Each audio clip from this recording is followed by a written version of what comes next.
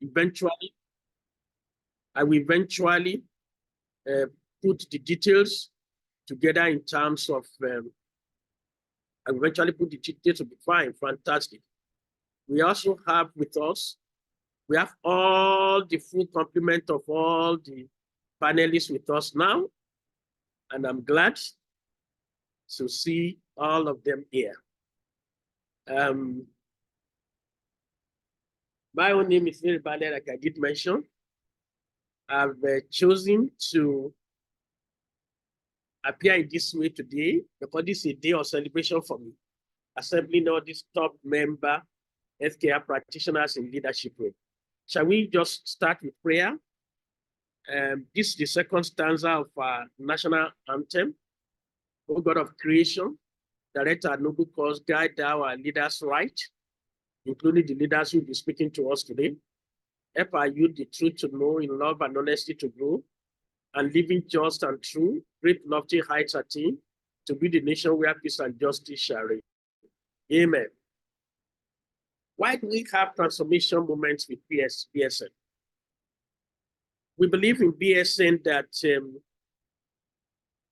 education is the passport to extraordinary transformation. Education has a way of igniting the pathway which empowers individuals to shape their destinies. It enables society to evolve towards a brighter future.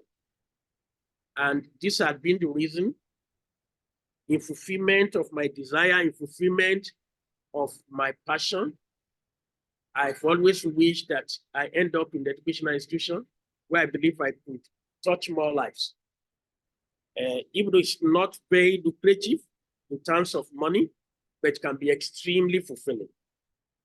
And so one of the greatest moments of fulfillment is when you see any of the students you have taught who are able to do something better with what they learned from you. And they have been able to demonstrate that they could actually achieve far more than you could achieve. It's a great joy. So today we are students of these leaders who are going to be talking to us today. We do hope we can go back to our various organizations and add more value and transform those same organizations. We know that the skills of the future are essentially cognitive, self-efficacy, management, technology, and engagement skills. Over the next 10 years, a number of things will happen, and we need to position ourselves ahead in terms of preparing ourselves with knowledge. The next 10 years will be very revolutionary. There will be 6G and 7G. 5G is already in place and is already expanding. The presence of 5G and the emergence of 6G combined with artificial intelligence is changing the way we do businesses. And it's also changing the way leadership is being demonstrated. And the way to lead is also changing. And more importantly, in healthcare, where there are multiple professionals, people are experts in their own rights, and where we need to provide leadership. And so what do we do? And a lot of resources are used apart from human resource. We have brought in experts who are able to combine both human resource, financing, logistics, to be able to speak to us. So the Internet of Things will be completed in the next 10 years. We will need competency, skills, masteries, and only those with masteries will be able to survive. The gap between the rich and the poor will widen. There will be various virtual digital coins, Bitcoin, altcoin, tokens. Money will become value exchange. We know that the wealth formula will now be value, volume, frequency. Each one of us in our roles, we need to create value. We need to think in terms of volume. Even though we are creating value, it shouldn't be for just small number of people, but for a large number of people. And it should be created repeatedly, increasingly, providing solutions to increasing number of challenges and gaps that we see in healthcare. Money will be made based on the value we create, the value we had, the problem we solve, the solution we're able to provide, our products and services that we provide those solutions. We have to understand that There'll be difference between having an information and being educated. Difference between being educated and having knowledge. There'll be difference between being knowledgeable and being able to apply the knowledge. There should be a difference as a result of application of knowledge. We are going to have skill, competencies, skill. And then it's more important for us to have mastery, because it's in mastery that we really show professionalism. So we need 6 kinds of teachers. We need the traditional teachers that taught us in primary school, in secondary school, in our A levels, and in the university. We need role models. We need counselors, mentors, and coaches. I've brought together a team of panel of professionals who have combined traditional teaching with role modeling, with counseling, with mentoring, with coaching. And these people are actors in the healthcare space. So they can actually share with us their experiences in providing leadership in this space on value-based healthcare system. And today's program is being sponsored by Business School Netherlands.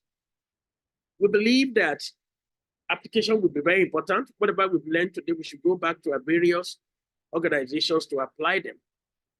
The world certainly admires professors, but they are willing to pay professionals. That's why professors are poor. And the professionals we have brought today are very rich. They've made a lot of money in their specific areas. So because professors only accumulate knowledge, the professionals apply knowledge. And we're going to see them. So mastery is very key in today. And so as certificate will give us access for the job interview. Our knowledge will give us the job. Our skill will give us promotion and keep us at the job. And when the going is getting tough, and when the organization is downsizing, so there'll be lots, mastery is going to be the most important thing. So in the next 10 years, there'll be a lot of mergers and acquisition, downsizing, technology advances, and innovation, driven mainly by artificial intelligence, that will take some human job. So human reasoning will not be taken away. Decision making will still have to be made by human. Judgment, emotional intelligence will still be primarily in the space for human. And so our soul will still be a driving force, and our spiritual intelligence will become very important. On this basis, we need survival skill, navigation skill, global skill. We will need multiple skill. We also need skill range. That is skill and competency beyond the core traditional profession that we belong to. We need a multiplicity of skills across leadership. We need a range of skill. We need different skill. We need not just skill range, but different skill. We need skill sets that complement each other so that we can have complementary and skills that are synergistic. Skill is application done repeatedly. Skill is application done arbitrarily. Skill is taking consistent actions with improvement. Skill is really not consistent, but consistency in improvement. So we must keep on building on whatever we meet. And so we need to therefore transform our skill through regular application into masteries. And we need to gain masteries in 7 major areas. Number 1, visioneering. It's not enough for us to have hindsight, insight, foresight, but we need to have foresight and farsight.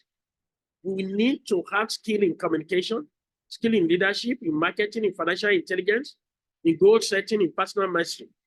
And this is what I'm going to be sharing with us today, a couple of mastery that they have also gained along the line. So if you look at all these things and you are scoring below 6 in any of these areas, do not hesitate to reach out to Business School Netherlands. I'll be in a position to build your mastery in these areas. Ladies and gentlemen, it's time for us to transform our values mindset, to transform our masteries, our life, our empowering values, culture, teams, organization, community, and start to make impact. That is, we need to make impact, and making impact makes sense. We need to inspire the next coming set of people in its succession, the people who are direct reports. We need to lead with meaning, lead with passion, lead with inspiration, in order to gain greater level of influence on leadership impact. We need to lead with action, lead with character, and lead with the primary objective to transform our various organizations. And we already have what it takes. We already have special gifts, the S. The H, we already have our heart, which is the seat of passion. We already have ability, which is A. We already have the personality, which is P. We already have the experience, which is E. And what we just need to do is to decide what we want to do with our shape. What we want to do with our talents, our special gifts, talents, our passion, which is the heart, our abilities, which is the A, our personality, which is the P, and our experience. Those choices we make or the decisions we take on how to use our shape determines our destination. So our shape can make a difference. So whatever we've learned today, let's apply it. Ladies and gentlemen, like I did mention to you, education is the most powerful weapon which you can use to change the world. It's on this note, I would like to introduce our 4 speakers. I would like to encourage you to sit down and enjoy yourself as you bring up these people. Try to be bright, to be brave, to be bold, to be beautiful. Try to be brilliant. I want to see you on the very top of the mountain, having conquered all the challenges. And just like these people are testifiers to great leadership in the healthcare space, I want you to also become one who will be able to transform your own space in the healthcare. And so on that note, I would like to introduce members of the panel. And these members of the panel are Oluwakemi Ogundeji, whom I'm going to share more detailed information. Another is Shaba Mohammed. Another is Njide Ndili, Dr. Ademola Adejuwon Dada, and Mrs. Claire Omasheye. Let me introduce her first, but she will speak last. Farm Claire Omasheye is the Managing Director and CEO of GNC. She's a distinguished leader in the healthcare industry who is serving today as MD stroke CEO of GNC International. She possesses of International as well as and founder of Farm Limited. GNC International focuses mainly on hardware for the hospital management, and Farm focuses mainly on vaccines. She has multiple degrees, B.Pharm, MBA, and over 32 years, she's been able to drive innovation in healthcare, in hospital planning, technology adoption. She's a vocal advocate for healthcare reform and works to influence the public health policies for improved access to quality healthcare, to strengthen healthcare system and enhance drug security. She actively promotes private sector investment in healthcare and fosters public-private partnership in Nigeria and the whole of Africa. She currently holds critical leadership role in Healthcare Federation, President of West African Private Healthcare Federation, Vice President of African Healthcare Federation. She is also recognized for her past presidency of the Healthcare Federation of Nigeria and the Legal Business School Alumni Association. She's made significant contribution through several prestigious fellowships. She's an honorary fellow of the West African College of Surgeons, and possibly the first non-medical doctor to have been given an honorary fellowship of the West African College of Surgeons in the whole of West Africa. A fellow of the Pharmaceutical Society of Nigeria, a fellow of the Nigerian Academy of Pharmacy, and she has a number of affiliations with notable organizations like the Development Bank of Nigeria, where she serves as a director, as well as in Bitter Glass Nigerian PLC as independent director.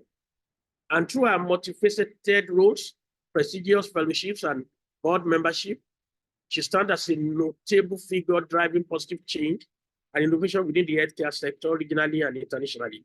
Ladies and gentlemen, I introduce to you today pharmacist Mrs. Claire Omasheye, a colleague who were together in the pharma industry, and she has mentored me to end up being a teacher, while she's mentoring herself to become billionaire.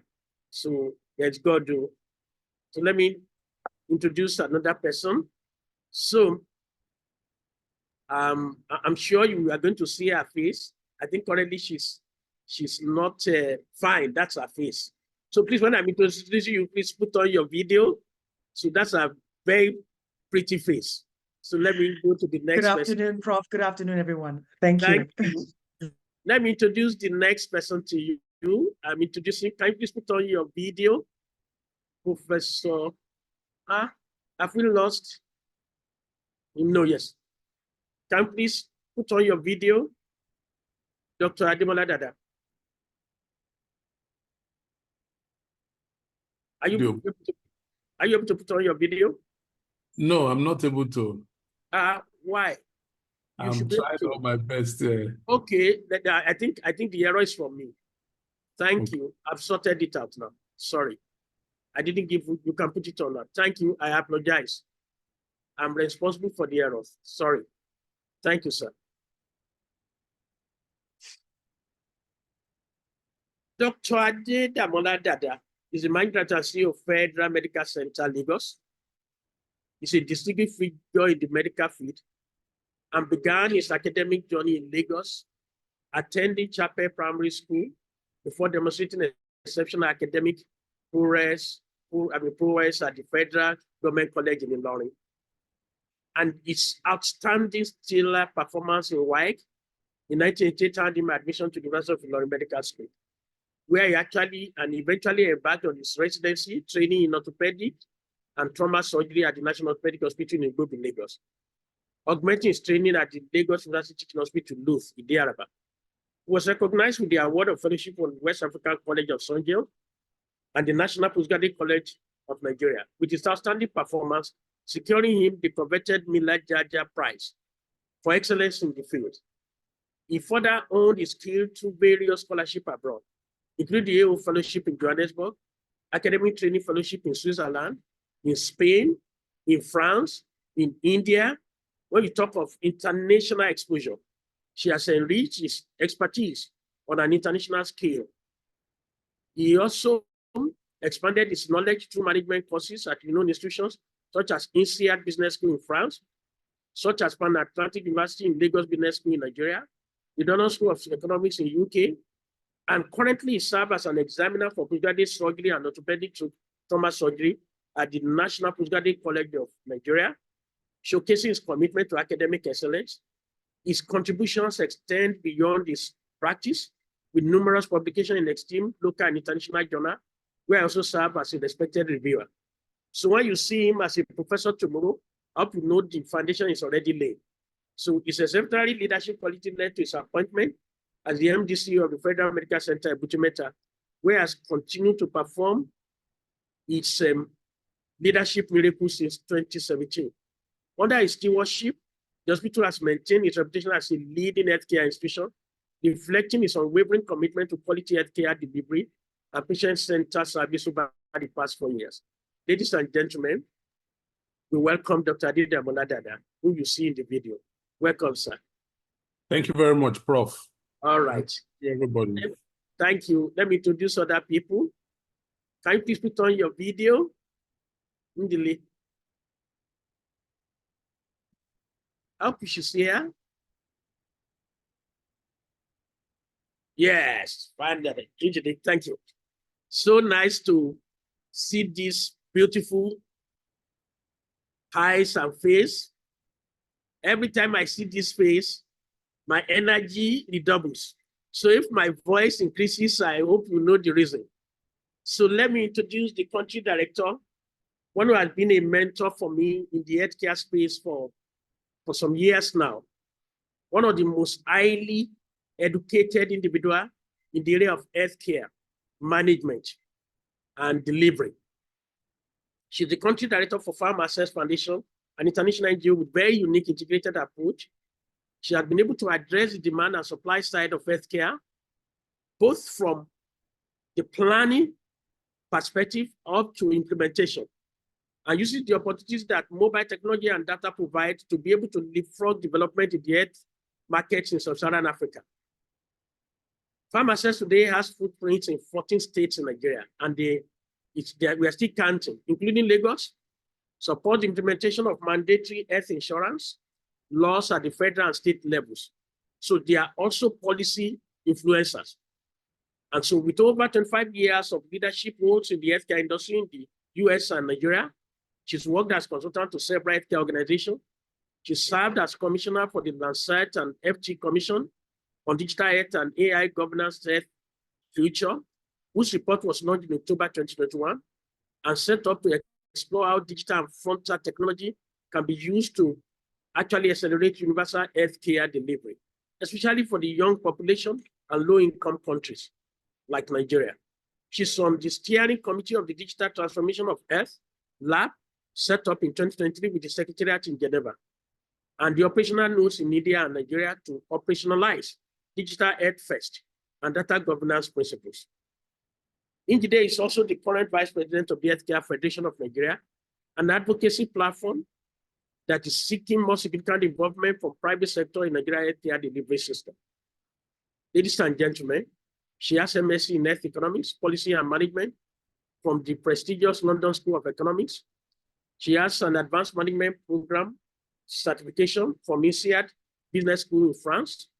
She has an MBA from the University of Eastern and a graduate diploma in finance and BSc in computer science from the University of Nigeria. Ladies and gentlemen, I present to you Njide Ndili. Thanks, nice to see you. Thanks for coming. Let me introduce other members of the panel. Thank you so much. We are so glad. Can Shaba please put on his video? Thank you. Shaba has been a mentor to me for many, many years, from the 90s. And today, he's a pharmacist, a seasoned food and drug regulator. Today is director, NAFDA for North Central Zone. She has several states under his cover. She's worked in at least, out of the 6 socio-political zones, she must have worked in at least 3. So he knows Nigeria inside out, or at least he has worked professionally in not less than about 4 socio-political zones out of the 6. And so it's a great joy that he's here, finding time to be here. An astute administrator and international repute, stand with over 30 years of work experience, cutting across hospital, private sector, multinational organization, including Pfizer. He is the director of National Agency for Food and Drug Administration and Control, North Central, holds a bachelor's degree from the great and prestigious Ahmadu Bello University, has a Master of Business Admin MBA from the renowned Business School Netherlands, and several management certifications. Is a fellow of a number of organizations, including the Institute of Corporate Administration, the Institute of Corporate Executives of Nigeria, FICEN, the Institute of Management Consultants, FIMC, Certified Management Consultant, CMC, and a member of the First Class Society of Nigeria. He has received several awards, including an Icon of Nation Building of Northern Peace Tourism Journalist, the most outstanding NAFDAC State Coordinator in 2020, other awards of honor by the West African Society of Pharmacology, the Association of Industrial Pharmacists, NAIP, for outstanding performance, Meritorious Service Award for the First Class Society of Nigeria, as well as NAFDAC Merit Service Award, and the Nigeria Institute of Food Science and Technology Nutrition Society of Nigeria, Award of Excellence by Association of Community Pharmacists, Plateau State. He's a core family person, a member of the Ikoyi Club 1938, who loves to play golf, swim, and to travel. She's been to several countries all over the world. I'm not sure which part of the world he is now. So let's welcome Shaba Mohammed. Nice to have you, sir. Please put on your, thank you. Nice to have you, sir.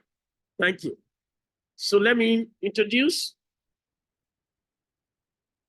another mentor I have, who is currently resident outside the country.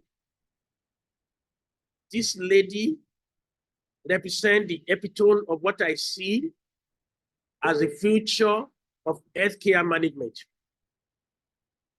She has demonstrated great level of leadership while she was still on this side of the globe. And that was when she started to mentor me on quality healthcare service delivery. She's a registered nurse and certified public health nurse. an alumnus of Obafemi Awolowo University. She has worked in acute and chronic settings specialties such as emergency, mental health, medicine, surgery, O&G, intensive care, and she's privileged to have worked with WHO and the United Nations as a facilitator and supervisor for immunization of yellow fever, MEN-I vaccine, and during COVID-19. She's also a lover of creativity and human rights. She has worked with one of the highest profile medical hospitals in the world, including those that are situated in Nigeria. And today, she's very much passionate about adult nursing and particularly geriatrics. She's a specialist in geriatrology, and she's currently a graduate student with focus on adult gerontology, advanced nurse practitioner program in the United States of America, hoping to reduce the mortality and mobility among the elderly in Africa. She's currently having her fingers involved in a number of healthcare systems and organizations focused on adult management of adult health, kinds of HMOs, various forms of geriatrics management, particularly for those who are in diaspora who would like to take care of their patients within US and outside US, including Nigeria and a number of countries in the African region. She represents the future for healthcare, and I'm glad to welcome her to this program as well. Thank you, Kemi. Thank you so much, Prof. All right. Good morning, everyone. Thank you. Before we start our presentation, I would therefore like to call on Dr. Ademola Dada to please start this presentation. Let's start with our presentation.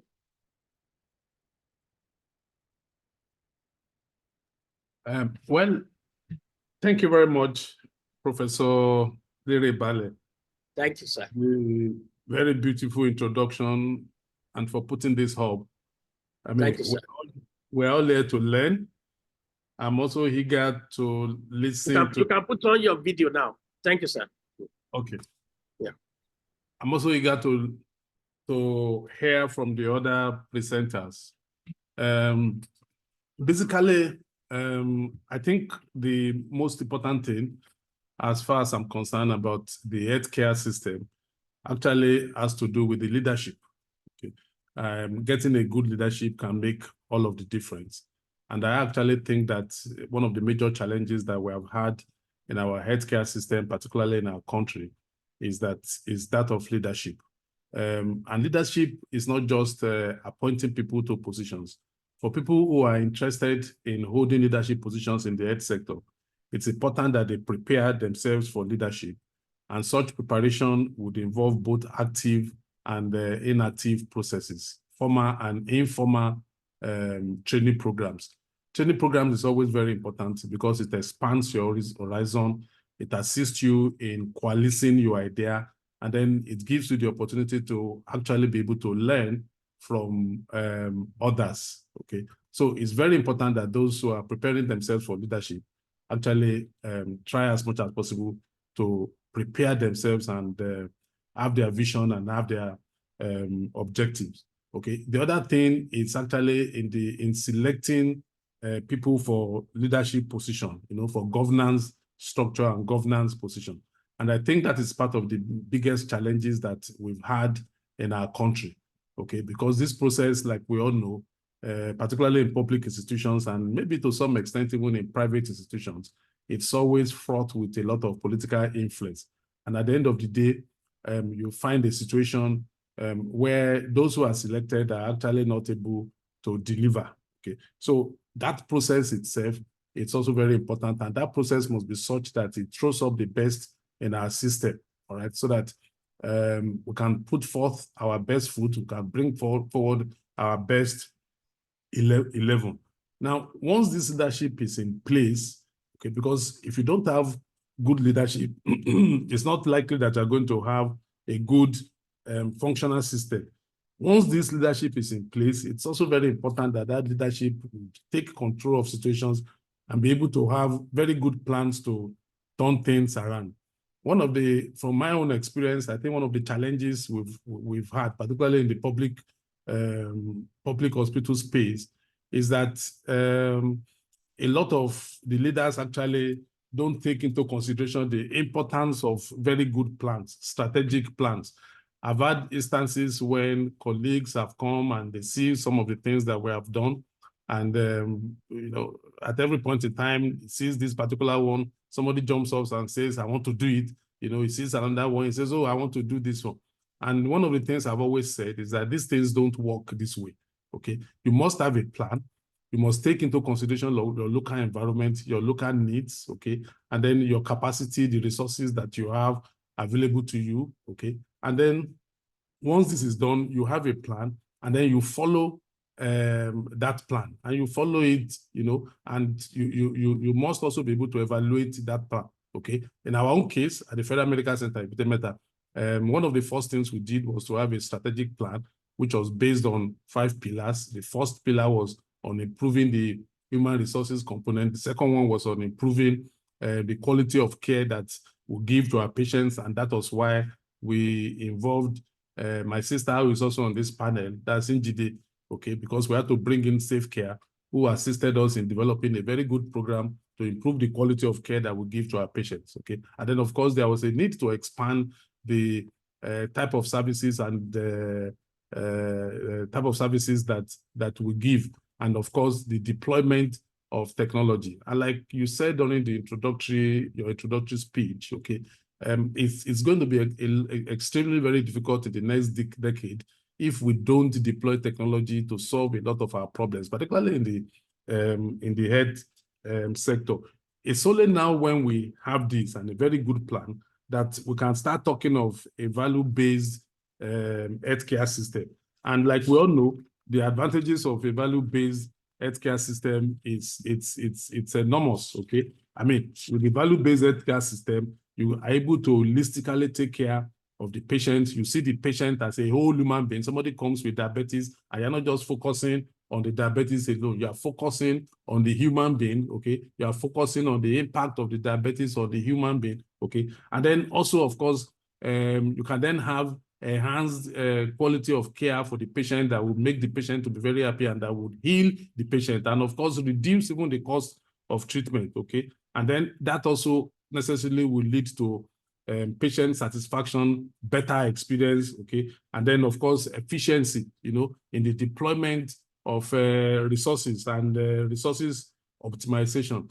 And then even the professionals can also learn from themselves. So you have professional development and all of that. But all of this won't take place unless you, as a leader, you're able to percolate your ideas and your vision, okay, down the entire health system. The health system, it's a unique system, unique in the sense that a single individual can actually not make all of the difference. You need to work as a team, both the doctors, the nurses, the physiotherapists, the pharmacists. And again, that is part of the major challenges that we have in the country, because unfortunately, our health system appears to be working in silos. There's a lot of professional rivalry and all of that. And all of these things have a way of negatively affecting the quality of service, even the use of resources. So a leader must be able to have what I call influence, okay? The leader must be able to have an upward influence, must be able to have a lateral influence, and must be able to have a downward influence. It is with your downward influence that you can actually influence your workers, you know, and your the leaders also within your system, okay? And a lot of the time, you know, maybe because of the British background that we have, all right, people tend to deploy what I call hard influence tactics, which has been demonstrated from research that you hardly ever get the kind of, even when people comply, what you get is compliance, not commitment, okay? And when you have compliance, it just simply means that the staff or the workers are just doing it for the purposes of ensuring that they don't undergo punishment. But when you have commitment, which is what every leader must target, okay, to have the commitment of the workers, those who will deliver the services, those who will work together, who will be able to collaborate together, then you have better care. So a leader must always target to actually deploy both what they call the soft and the former, okay, influence tactics, so that at the end of the day, the outcome that they get is commitment. And it is only when you have commitment that we can actually have a healthcare system that works for everybody, that works even when the leader is not there, that is functional, okay? And that is what I always say to people who call me when they are bringing patients to my hospital, of course, because of the way that the healthcare system in the country works, people call you ahead. I am bringing my cousin, please, can you give me the name of somebody? And I said, no, okay, we have a system that works because I know that reasonably a large number of my staff have bought into the vision. And so what we are having is not compliance. What we are having is commitment. And when you have commitment, okay, it would always be reflective in patient care, all right? So those will be my preliminary comments. Let me allow the other speakers to also chip in a few words, and then if need be, I will be happy to make further comments. Thank you very much for the opportunity. Wow. Let me thank you most sincerely, Dr. Dada, for your beautiful presentation on leadership,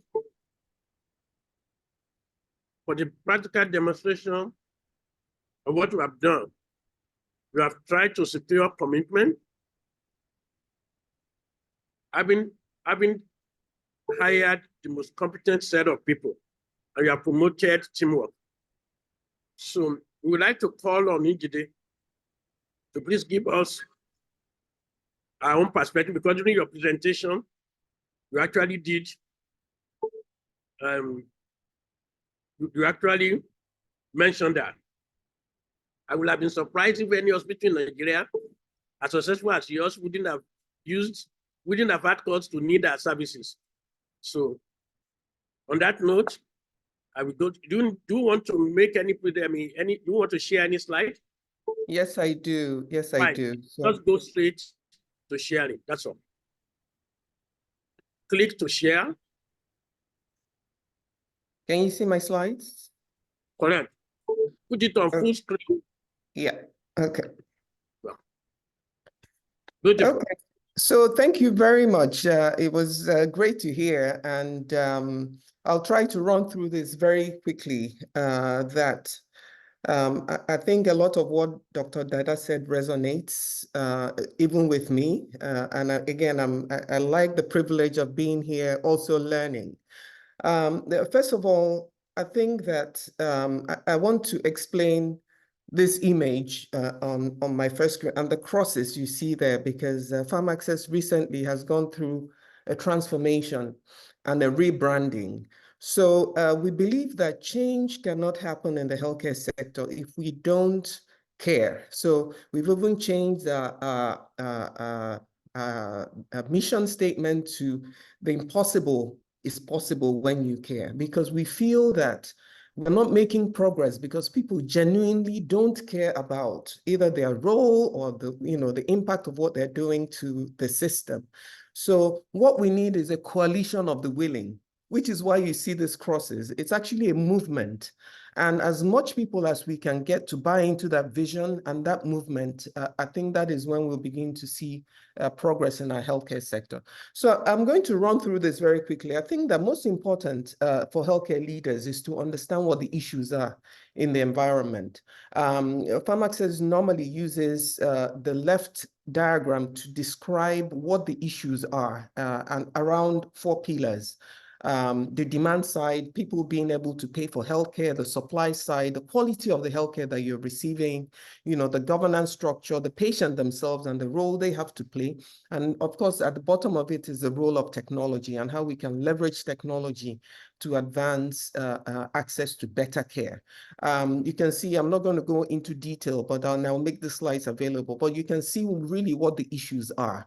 So technically, healthcare is seen at a very high risk sector, more so because there's no trust in the system. So for us as healthcare leaders, how do we begin to develop a system where you can trust the quality of care that you receive? You trust that if you prepay for healthcare through insurance, that you will get it when you step into the hospital. So it's really around changing the vicious circle You know, it's a very vicious circle of low demand, poor supply, poor outcomes. How do we change that to be more progressive and into a virtuous circle that replicates itself? So it's very important to understand the problems. Then I wanted to also present this, you know, because oftentimes we talk about, you know, Japa syndrome, the hospitals and so on. But when you look at the numbers, it's actually quite scary. 225 million of us, you know, and, you know, we question those numbers because nobody ever counted me or my children. But the fact remains that we don't have enough healthcare workers, and even the ones we are producing are leaving the country. So again, how can we, as leaders, you know, turn the system around? What can we do to make it more efficient? Because otherwise, if we don't solve this human resources problem, then, you know, we have to find another way to, you know, bridge that gap, especially using technology. So leadership and innovation, thinking outside the box to solve this problem is very critical. If I go to my next slide, you know, I don't want to talk too much about this, but these are known facts. You know, the low investment, the poor quality, you know, the inequity between rural and urban. Think about it. Most of us who are in Lagos, Abuja, we're in the urban areas. Majority of Nigerians are in the rural areas. And, you know, if we think that the healthcare in Lagos is poor, then you can imagine what is happening in the rural areas. So how do we turn the system around to be able to cater to those people as leaders? So it's important for leaders to understand what the problems are, like I said before, so that we can begin to find a way to solve them. Now, we are blessed with a new government, new policy. You know, every new government comes in with new policies. You know, we try to reinvent the wheel. Some of you may have seen some opinion piece I wrote, which is that we don't really need to reinvent the wheel all the time. As leaders, how do we put forward some of the innovative work that we're doing so that we can fine-tune it, scale it, rather than always reinventing the wheel, because it always takes us back years. So, you know, I'm happy with the way the new government is going, but I think that as healthcare leaders, we need to speak up. I think it's very important to be able to put out what the good things about what we're doing, the best practices, what has worked, share, you know, our stumbling blocks, what hasn't worked, to ensure that the system moves forward. So we're following very closely to see how we can support and scale some of the innovations that have worked. Now, again, something that we really don't pay too much attention to is access to finance. We know that a lot of health SMEs, which is predominant in Nigeria, don't have access to capital or access to finance to be able to improve the quality of care that they provide. In order for you to improve your facility or even as a healthcare leader, make improvements, you have to be able to access finance. In the past, or even up till now, what owners do is that, you know, the owner is the accountant, the anesthesiologist, you know, you do multiple roles and there's no accountability or financial control and all that. As a leader, you must ensure that some of these things are put in place. So what we've tried to do through the Medical Credit Fund is to identify some of these struggles and then create solutions around it. Now, that is the role that each of us as leaders have to play. We don't always have to follow the trodden path. Is there a way we can look for a new way of doing things? If things haven't worked in the past, what can we do to enhance, you know, to improve the system? So this is just to give kind of an overview. But most importantly is the training that we are providing. We have a healthcare management training in the Lagos Business School, because oftentimes healthcare leaders don't even understand that running a hospital or a healthcare facility is a business. Profit or not for profit, it is a business. If you don't cover your costs, then you're most likely not going to be sustainable. So these are just some examples, infusing quality so that, you know, people are better able to you know, predict the quality of health outcomes and so on. So this is just to give you a sense of some of our thinking. You know, again, with the Medical Credit Fund, just to say that in addition to all that technical assistance that we give loans to help healthcare SMEs improve their quality. Now, these are just some examples of work that we've done, but I'm not going to go into it. But when we talk about healthcare leadership, I just wanted to pick this case scenario. I would have picked Dr. Dada, but when I found out he was going to be here, I thought, well, he can probably speak for himself, and a lot of people know what he has done, how he has transformed the public institution into a world-class institution. And I said to him, you know, the first time I ever got admitted to a hospital was in FMC Ebutimata. And he said to me, go through the system and don't even involve me and just give me notes as to what worked and what hasn't worked. And that is really the way it should be. And this is another example in the private sector. This is Dr. Onya Pelon Memorial. And this is working with us to kind of improve the outlook of the company. I can see the results for themselves, you know, increase in revenue, patient visits, and so on. Again, it starts with the leadership. The leadership has to be committed to, you know, first of all, a vision, which everybody aligns with, but making sure that there are processes in place. And really, you know, you don't have to know it all. It's very good to work with people who can give you a framework around which you can then implement your tasks. Again, just to mention that Dr. Onya took it a step further. When I talk about the rural areas, these are some of, this is her clinic in Delta State, which is a PPP with Delta State government, where she took over a non-functional primary healthcare centers. As you know, we have over 30,000, and statistics has it that less than 20% are functional. So again, how do you think outside the box as a leader? If you have a hospital in Lagos, you can use your knowledge to develop chains of hospitals. In the US and around the world, you have chains of hospitals, Kaiser Permanente, Bristol St. Elizabeth, you know, there's so many of them, and you find that there are benefits to, you know, aggregating some of these hospitals and running them by yourself. So you can already see the transformation. And this is now in the rural setting. This is also another one. This is run by Outreach. I think it's Dr. Doseku. She, even though she's Lagos-based, but she took over some hospitals. You can see the impact it's already having. So basically, what we're saying is that for healthcare leaders, you must understand the business side of healthcare. You must understand that running a hospital is not just charity. Your quality improvement, how do you administer your finances? How do you leverage technology to create efficiency, and so on and so forth. So this is just a sense of what we've done. And we started it because we were seeing that we wanted to give loans, but when you go to the hospitals, they don't have books, they don't have audited statements, you know. So how do you give a loan when the person doesn't, the hospital doesn't even have audited accounts? So we then started teaching governance, succession planning, which is also very critical, how inventory management and so on, so that you can better manage your hospital as a business. So this is very critical knowledge that we need to imbibe in the healthcare sector. So just talking, you know, I'll just flash this to show that no matter how small the change you're making, it has significant impact. So when I talk about coalition of the willing, I think that it's important that we all move in the same direction. And for us in Farm Access, we're not really trying to own everything.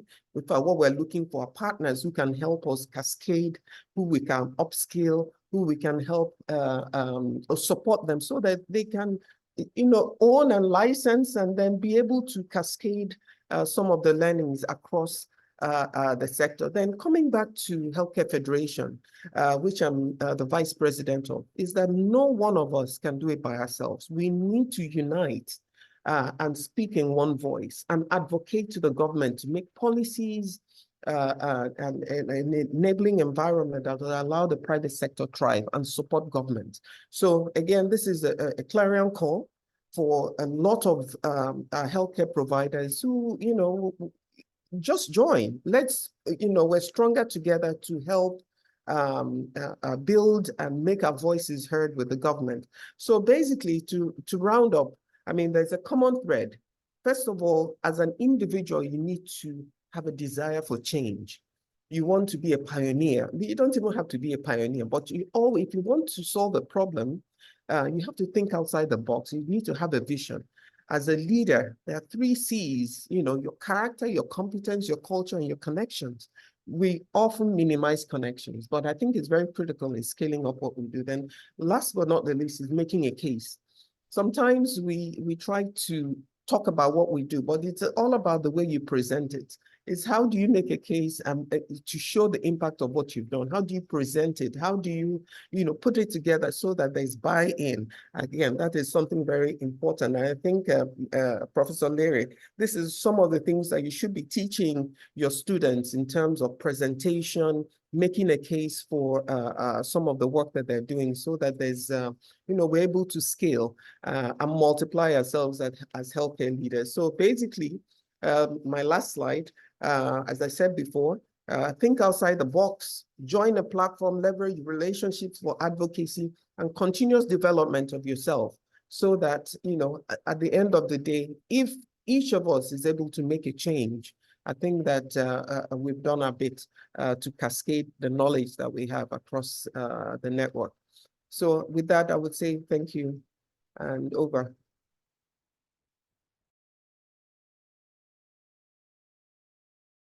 Thanks so much. I can't thank you enough for the level of articulation and very useful. I kept on jotting down voraciously here all that you wanted us to do as a school. And in addition, a number of things that I'm also learning from your slide. I'm sure the slides will be available to us for purpose of further study and assimilation. Thank you so much.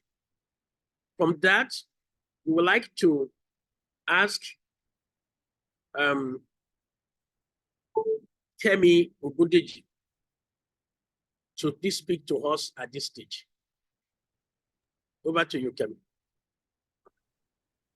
All right. Thank you so much, Prof, for this privilege. I do not take this for granted.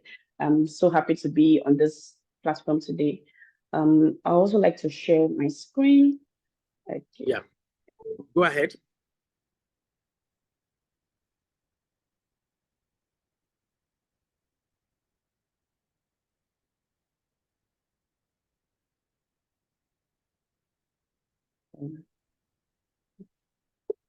So can you I'm not sure we can just a No, we moment. can't see it now. It came up, but it's off now. Okay, please just a moment.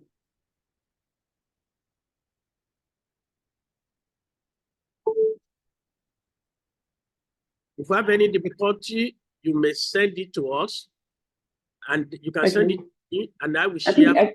I think we should be able to see it now. You said? I think we should. Can we see on my screen now? Fantastic. All right. Thank you so much. Once again, I want to say thank you so much, Prof, for having me on this platform to be able to speak with great intellect that are making impacts in the healthcare sector. I do not take this for granted. And before I start with this presentation of mine today, I just want to reiterate what Dr. Njide said. She said, change cannot happen in the healthcare system if we don't care. And that leads me to ask about the purpose of healthcare. When we talk about leading with purpose in the value-based healthcare system, it talks about making impact. It talks about integrating positive change in the healthcare system. Now, from the words of Miles Moreau, it says that what exactly is the definition of purpose? It says when the purpose of a thing is not known, abuse is inevitable. And that leads me to ask us that what exactly is the purpose of healthcare? When we talk about healthcare, we're talking about providing the best care, providing improved patient outcome. It means providing providing a course that is well effective for the patient's needs. So it leads me to ask this question again, that how can we make healthcare valuable? How can we strengthen the bond of healthcare profession in our nation, Nigeria?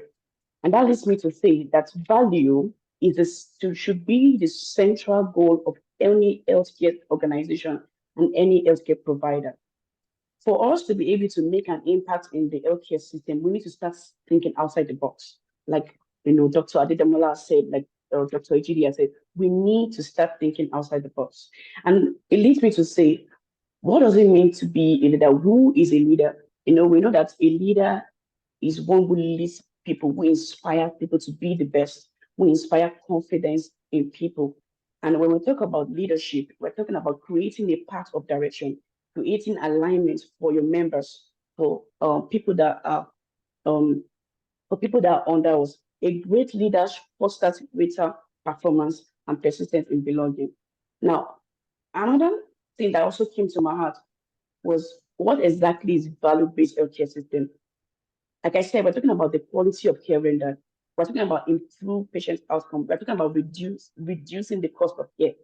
It means the consumer, that is our patients, how can we make care effective? How can we improve patient outcome? So I've been able to develop 3 strategies that I strongly believe will help us lead a value-based healthcare system. These 3 strategies are basic, but they are so important, and they can help us build a value-based healthcare system. The first point is effective communication. At every count, as a healthcare provider, we need to communicate. And so for us to say something is effective, it means that it can also be ineffective. So how can we make effective communication effective? Now, what does it do? How can it improve patient outcome? I'll make an instance. There was a time I was able to nurse a patient of mine who was hypertensive. And she came in on admission for unstable blood pressure. And because of that, we were able to do assessment, everything was fine. Blood pressure was in the 4185, 150, 95. And when we did our blood works too, everything seems fine. So we know that, okay, we need to treat her for hypertension, right? So we kept giving her, medication and, observing the blood pressure and all. And I noticed that despite giving her this medication, nothing was happening. There was no change. It felt like we just kept stocking up so I was not like, what could be happening? So after my shift, I went to meet my patient and I was like, can we have a chat? And in the process of talking, she started sharing things about how, it's been so hard for her to cater for her family. She's a single mom, a mother of 3. Our first child is about to graduate and they need money to do her final exams. And in my mind, it just dawned on me, oh, that's the cause. I mean, that is the cause. She is emotionally down. When we are talking about patient care, we're talking about treating patients holistically. And that was what Dr. Ademola said. It's not just about, just doing the medical aspect, but we need to be able to see what exactly is the cause. So from there, I was able to determine that it's not just about the cardiac aspect, which is, providing medication, antihypertensive. It was the emotional. She was traumatized. She needs that part. I was able to work effectively by, talking with her, reassuring her, and also inviting the social worker, to see how we can improve patient outcome, how we can satisfy, a concern. And, from that, the social worker was able to come in and then we were able to, work together. And from that very day, the blood pressure started coming down. Now, do you see? So it's beyond us just, treating them medically. I wrote down here that trust is one of the most valuable characteristics of a high-functioning organization. People want to be able to trust us as leaders. We should be able to lead. We should be able to inspire. So by that, I was acting as a form of advocate for my patient by saying that this is much more than just teaching her medically, but what emotionally that part of her needs to be treated. And I was able to streamline this effective communication into 3 spheres of impact in the healthcare system: the patients, the healthcare providers, and the organization. The healthcare providers, we all need to work as a team. Like I said, I was able to work with the nurse and the social worker. We're able to help our patients provide the best care, an effective care, in the sense that it was even less, less cost of buying the medication. So that is what it does. Then we talk about the organization. When we are able to communicate effectively, we are able to make an impact. We are able to reduce the financial burden that comes with care of our patients. So this, this will also lead me to the next slide called collaboration. Collaboration in a values-based healthcare, it's very key. It has to do with the quality and the effectiveness of care rather than the volume of care. It has to do with quality over service. It has to do with improving patient outcome on a daily basis. When we talk about value-based healthcare, I strongly believe that the patient at the center of value-based healthcare. And how do we do that? We allow autonomy in the discharge of our patients' care. We allow them to be able to have a say on their care. Now, when we are able to collaborate with each other, we limit hospital stay, we limit the risk of nosocomial infection on our patients. And not just that, when we are able to do that, we are able to have more space to take in more people and able to impact more. So being able to do that is actually leading with purpose. Being exceptional, being an exceptional leader. I have here an illustration of Florence Nightingale. Florence Nightingale is the founder of nursing, who discovered something paramount during the Crimean War. During the Crimean War, she discovered that the soldiers that she was treating, there were a lot of wounds, healing, not getting healed, and she was really concerned. She was so concerned that she was like, what could be happening? So fortunately, the hospital was able to provide a new ward in order to move the soldiers from the field to the new ward. And just by doing that, those patients, those soldiers in the new ward the wounds were healing appropriately. And she discovered that, so all this while, environment was key to aid in wound healing. Now, what am I trying to say here? To the point of the housekeepers, to the point of the security guards, we need everyone to be able to work together. Now, if the housekeeper in the healthcare system decide not to do her job for 2 days, we know what's going to cause to the health of the patient. We know how that it can impact in wound care. I would have thought that the responsibility of a healthkeeper will actually impact a patient's care. It tells us that as in the health system, we all work together. We're like a body. The eyes cannot say to the hands that, no, I don't need the hand. Wait until when pepper soup enters the eyes and the hand needs to and the hand needs to wash the eyes off. You see, we are working as a team. And when we understand that team-mindedness is what keeps us together. Team-mindedness is what makes the organization grow. Then we'll be able to make impact in the value-based healthcare system. Can you see, looking at this presentation, we can see that we all revolve around the patient. And the truth is, once we can come to understand that we have a common goal, and that common goal is that we are all impacting the patient. There is no one is superior. The pharmacist is coming together to work to provide that best care to the patient. The nurse practitioner is working alongside with the family physician. The medicine therapist is working. The dietitian is working. When we look at a patient that is diabetic, it's much more than just giving them anti-diabetic medication. Nutrition is key. If they don't eat appropriately, if they don't do portion control, the drug will not work effectively. The medication will not work effectively. So we need to see that when we all work together, everyone achieves more when we all work together as a team. So it's key, it's crucial, it's paramount that at every level we need to work together. We need to, work together. Now, this is a case study which I would love to share with us, and let's see what can we say could have been the issue in this place. Now, Mr. A was scheduled for umbilical repair and ear. An umbilical repair and ear is the surgery that takes 20 to 30 minutes to be done, right? And he came into the facility. He was taken to the ward for pre-assessment. He had his last meal, that was yesterday night, 9:20 p.m. And on assessment, he was noted to be, he was conscious, right? He was noted to be weak, he was pale, and he was also noted to be bradycardic and hypotensive. The letter on, it was reviewed by the anesthesiologist who mentioned that, oh, I mean, I saw him yesterday, he was fine. I don't know why it's happening to bring out this system, these symptoms this day.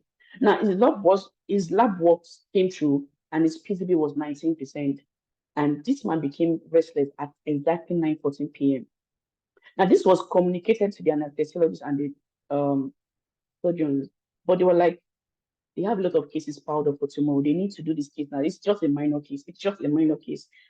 After much consideration, the patient was read into the operating room for the surgery, and it wasn't up to 15 minutes later that this man had a cardiac arrest during surgery. And because of that, he needed to be supported on a mechanical ventilator after resuscitation. Now, this happened to be that he allowed Mr. A to be on ventilation for about 3 days, and he needed to be closely observed for 4 days, forcing into longer admission stays in the hospital. More bills to pay, risk of nosocomial infection. Now, when we look at these things, what exactly can we say it is? Is it the issue of effective communication? Is it the issue of collaboration? These are things that we need to work with. We need to be able to listen to the silent cry of our patients. We need to be more deliberate.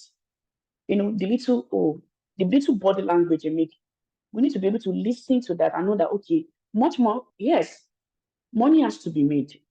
It's no doubt that healthcare is business. It's essentially business as usual. Someone has to pay the bills. But the truth is, if someone has to pay the bill, we need to be able to help our patients manage the cost effectively. And as a leader, that's why being cost effective should be one of our onion. What does it mean to be cost effective? Cost effective means providing the best quality of care with the limited resources available. When we have two patients before us, Mr. A and Mr. B, we wouldn't say because, oh, Mr. A and Mr. B, they are both patients, we should nurse them together. No, it doesn't work that way.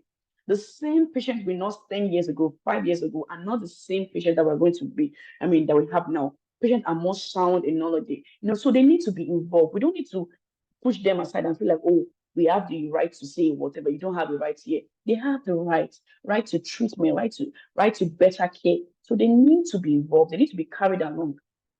So those symptoms are like cries, like, okay, can we just, so if only we kind of like sit down, to observe him, probably put him on IV fluid, run some blood works, and then make him hemodynamically stable, we wouldn't have incurred this much charges.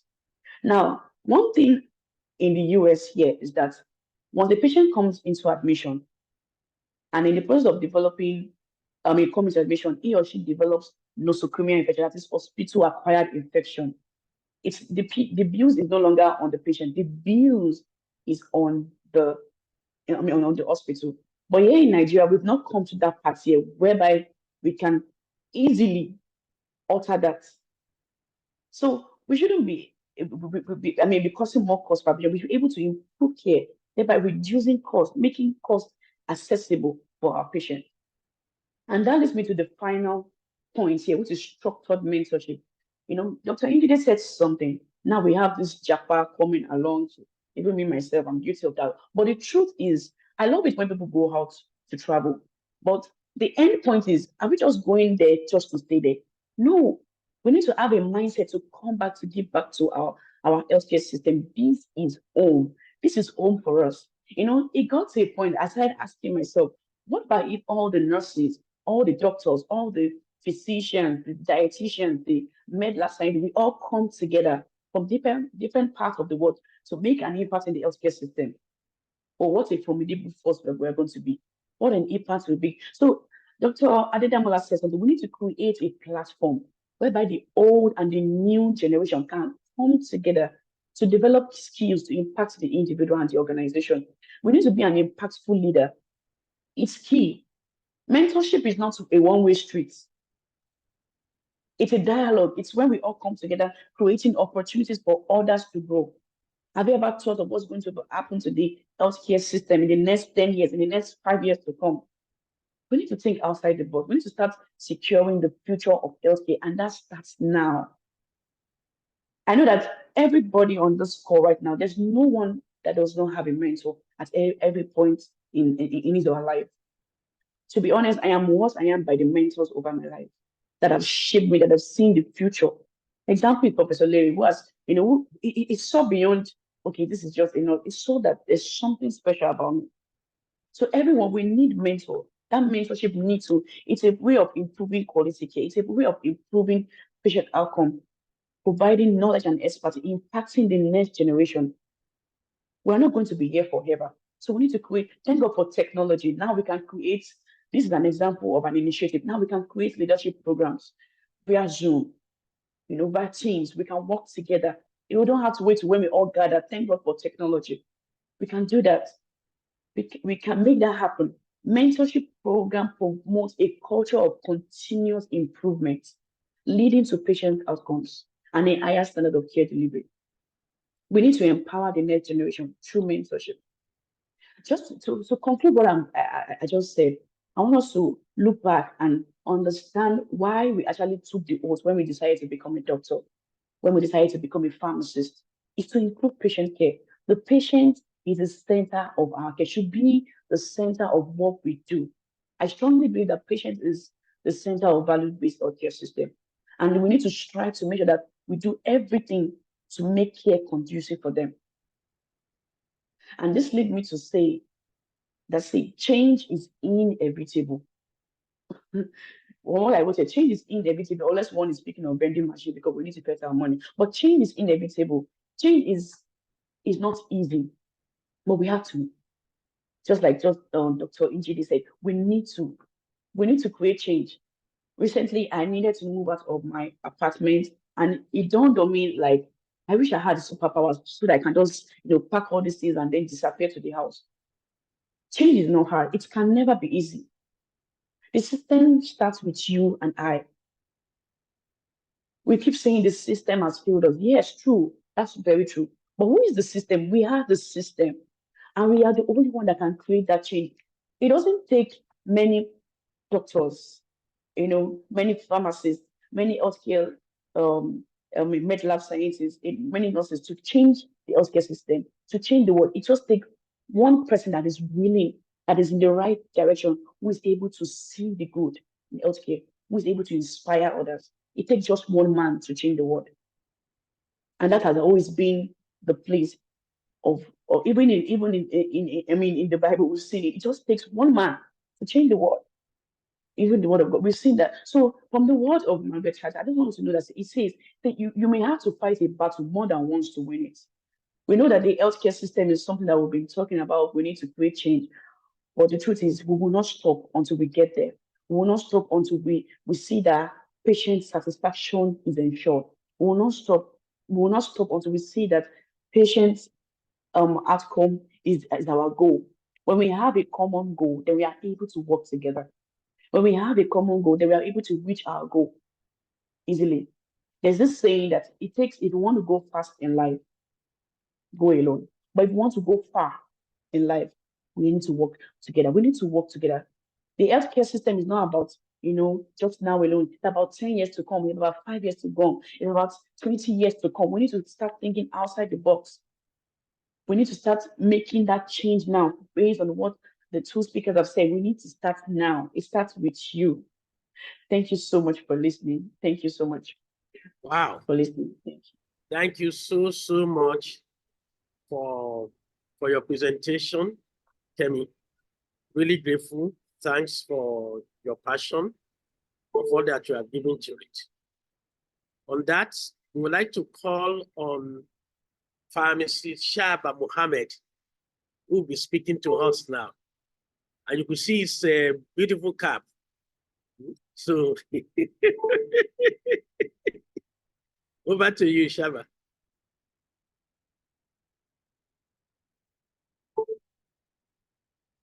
You are muted. You are muted. You are muted. You have to unmute. Unmute yourself. You are muted.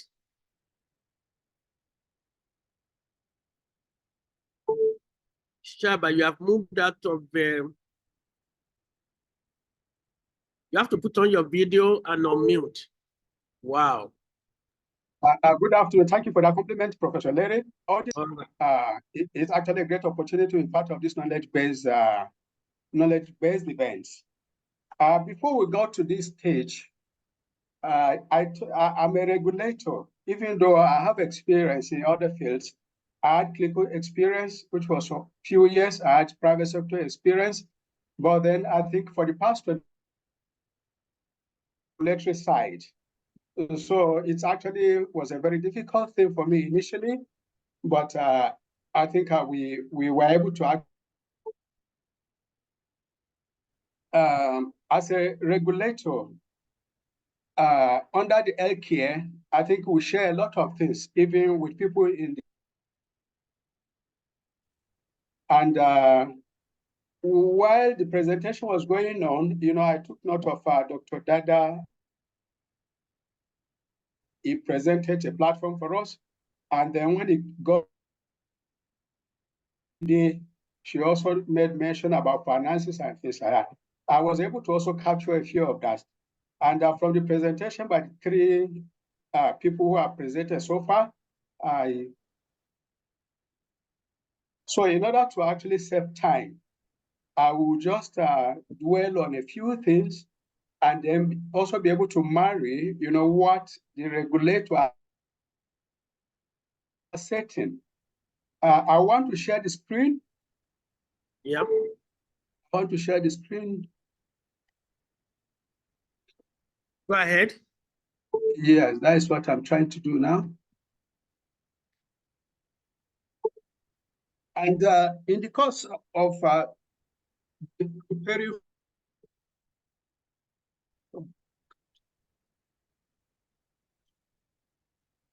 I initially, did my presentation as a regulator, but then Professor Larry Bali had to draw my attention to the fact that we're talking about Put it on full screen. On the bottom line, you see a sign of the right. Yes, click that. Thank you. Yeah.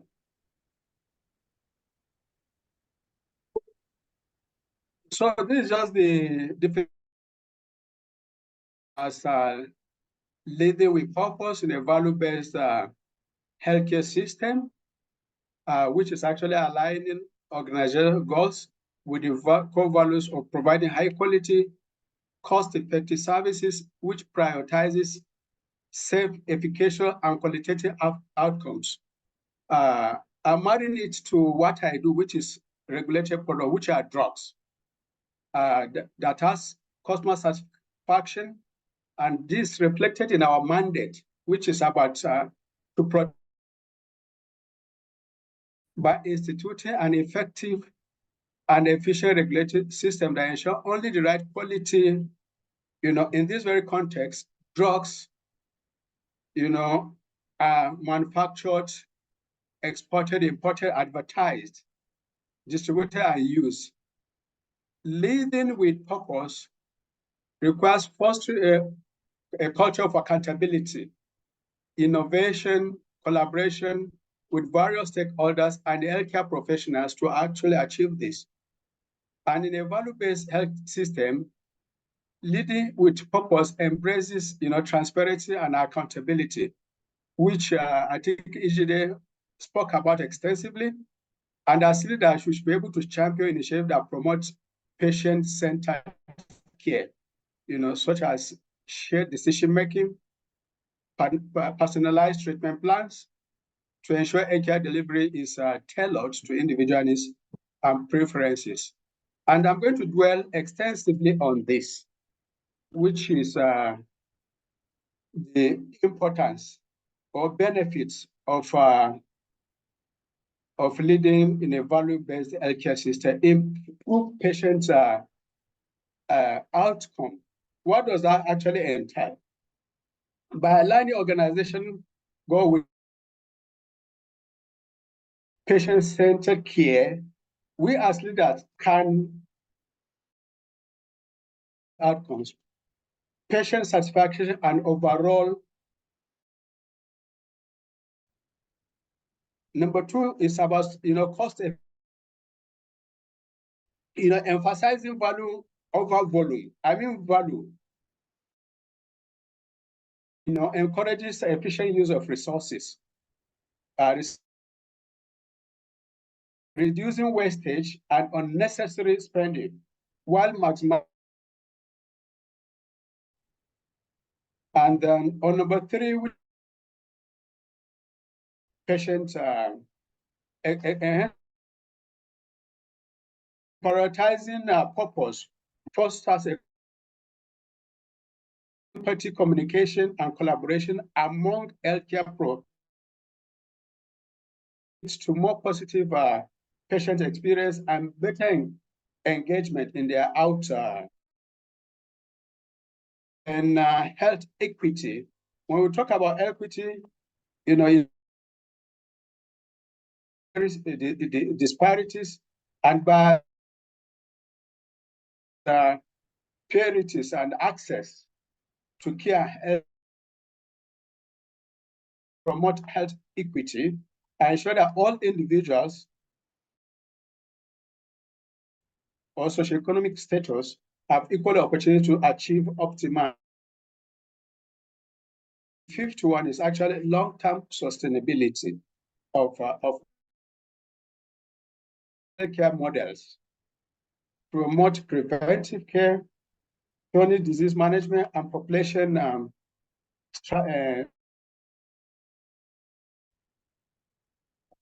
which can encourage patient outcome. With this, I will just tend to share another more slide. And in the healthcare sector, it's not just about the clinical settings, but you also have some other statutory organizations that are under the Federal Ministry of Health and part of the healthcare system, you know, that actually control and regulate, you know, the practice of the system itself, the practitioners, you know, the articles which used, you know, in patient care, that is drugs, medical devices and things like that. So you have organizations like, just as I listed here, and NAFDAC is actually, you know, part of them because we are responsible for regulating, you know, drugs, medical devices. So I think with this, I want to say it's not just about healthcare delivery system. NAFDAC also offers you the opportunity of also practicing outside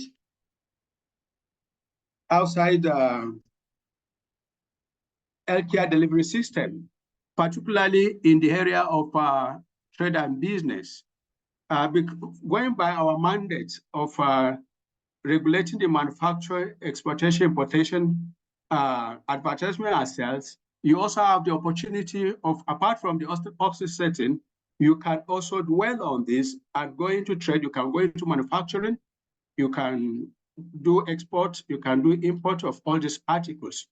So thank you very much, you know, for allowing us to be part of this program today.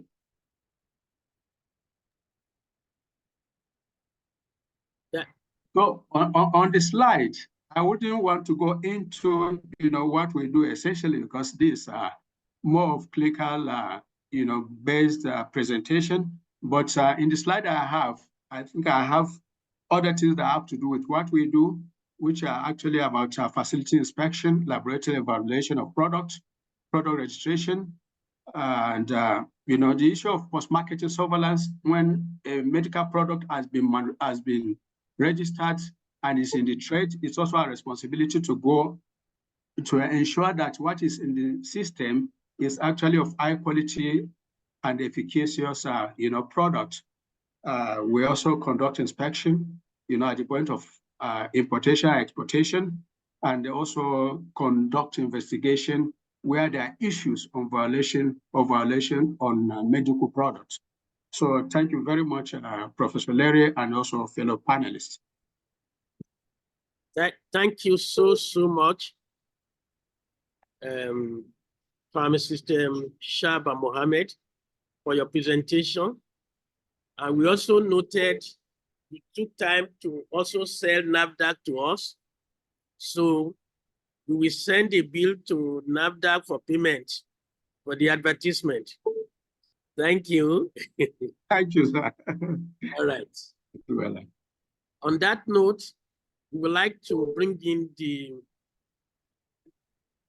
last speaker, Mrs. Claire Obashaye. Over to you. I want to be sure she's here. Yes, she's here.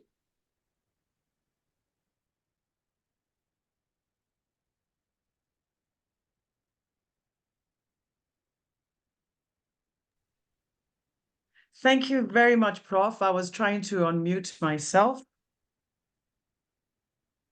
Good afternoon once again to everyone on the call. Stop I just want sharing to make your sure. slide, Shaba. Sorry. Stop sharing your slide, Shaba, so that Claire can share her slides. Okay. Okay, I want to confirm you can see my slides. Yes, beautiful and perfect. Okay. So good afternoon, Prof. and distinguished panelists here, and most importantly, all our various delegates to this very important, I would say, webinar. First, let me say thank you to you for the invitation to this auspicious occasion, but most importantly, for choosing such an amazing topic, leading with purpose in the value-based healthcare system. I think that my colleagues have done justice to the topic, and I can just say I concur, and we can call it a day.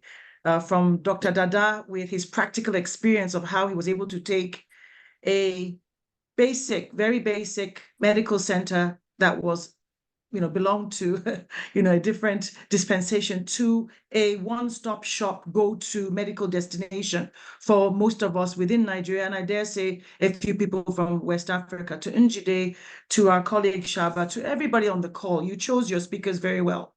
I also want to agree with some of the knowledge that you shared with us at the very beginning, how important it is that knowledge and learning is a continuum.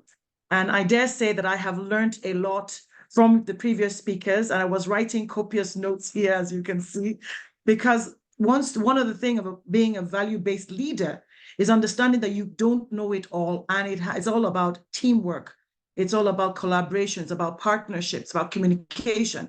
It's about ensuring that we make impact with what we do, and understanding the trends in the society, as you said, not just value, but also most importantly, what are the trends in terms of technology and things like that. I believe that all of us, we have to build up skill sets that are different from the ones we learned in medical school, pharmacy school, economic school, whatever it is that we went to. We need to learn resilience and survival skills.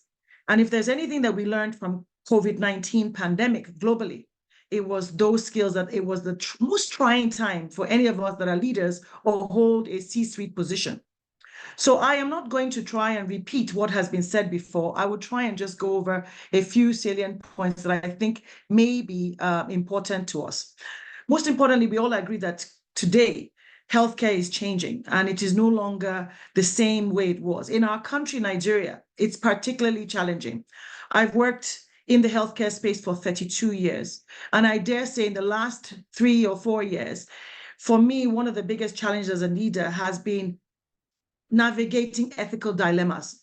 And I know that we have the regulator on board, we have captains of industry, we have people who finance care, but this is really making it very difficult and quite complex to navigate the landscape and the ecosystem in which we work. And therefore, we need to build a set of skill sets, because you're going to be a lone voice many times in the wilderness. Those of us trying to do the right things are sometimes not the most popular. And it is a challenge, but it also means that we must develop new skill sets. We must know how to communicate better. We must lead by example, have a value system that everybody's very clear as to what quality means to you, what ethics means to you, and so on and so forth. At the same time, we have to be patient-centric, as other speakers have said. Every decision that we make, if we put the patient at the center of the decisions, then for me, that determines and defines that I am a value-based thinker. And of course, you also have to think about reducing cost, efficiency, and getting great outcomes while minimizing errors. And that means you must build a healthcare system, whether you're running a hospital or pharmacy. In my case, I run a company called JNC International. We're a medical equipment solutions company. And I use the word solutions because I'm not a salesperson of equipment. Equipment doesn't make it happen. If I want to be a member of the value chain to add value and get these outcomes, I need to think what my clients think. What do they need? They want great outcomes. They have a patient at the end of the day. That means I have a patient. It's just I'm not the one giving it directly. I am going through either a second party, a third party, a fourth party to deliver that care. So it is my responsibility. It's part of our collective responsibility to deliver those outcomes, reduce the errors, make sure that the patient has a great experience while reducing cost of the inputs, which I would provide part of it, and at the end of the day, ensure that we have a good outcome. So we need to be able to manage talent in this area of JAPA, find talent, attract talent, and retain talent. Retaining talent means you must motivate, and it starts with leadership. Dr. Dada hit the nail on the head at the very beginning about one of our biggest challenges and opportunities in healthcare is leadership. When we get leadership right, everything else will add up into the room because we have leaders who think out of the box, who think innovatively, who think from the heart and with the head and know when to use each of those, I would say, organs. But beyond those organs, you have to wear various hats. Sometimes a hat of a coach, sometimes the hat of a dictator, some as a mentor, and some as a boss. And you need to know when to undulate between each of those hats to be able to keep your part of the ecosystem in check.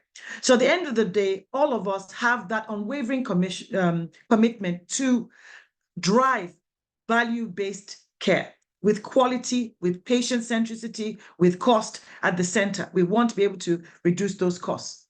So when I think about value-based leadership, and bearing in mind what the goal is about patient centricity and reducing costs and outcomes, there are things that have worked for us, and I will say for me.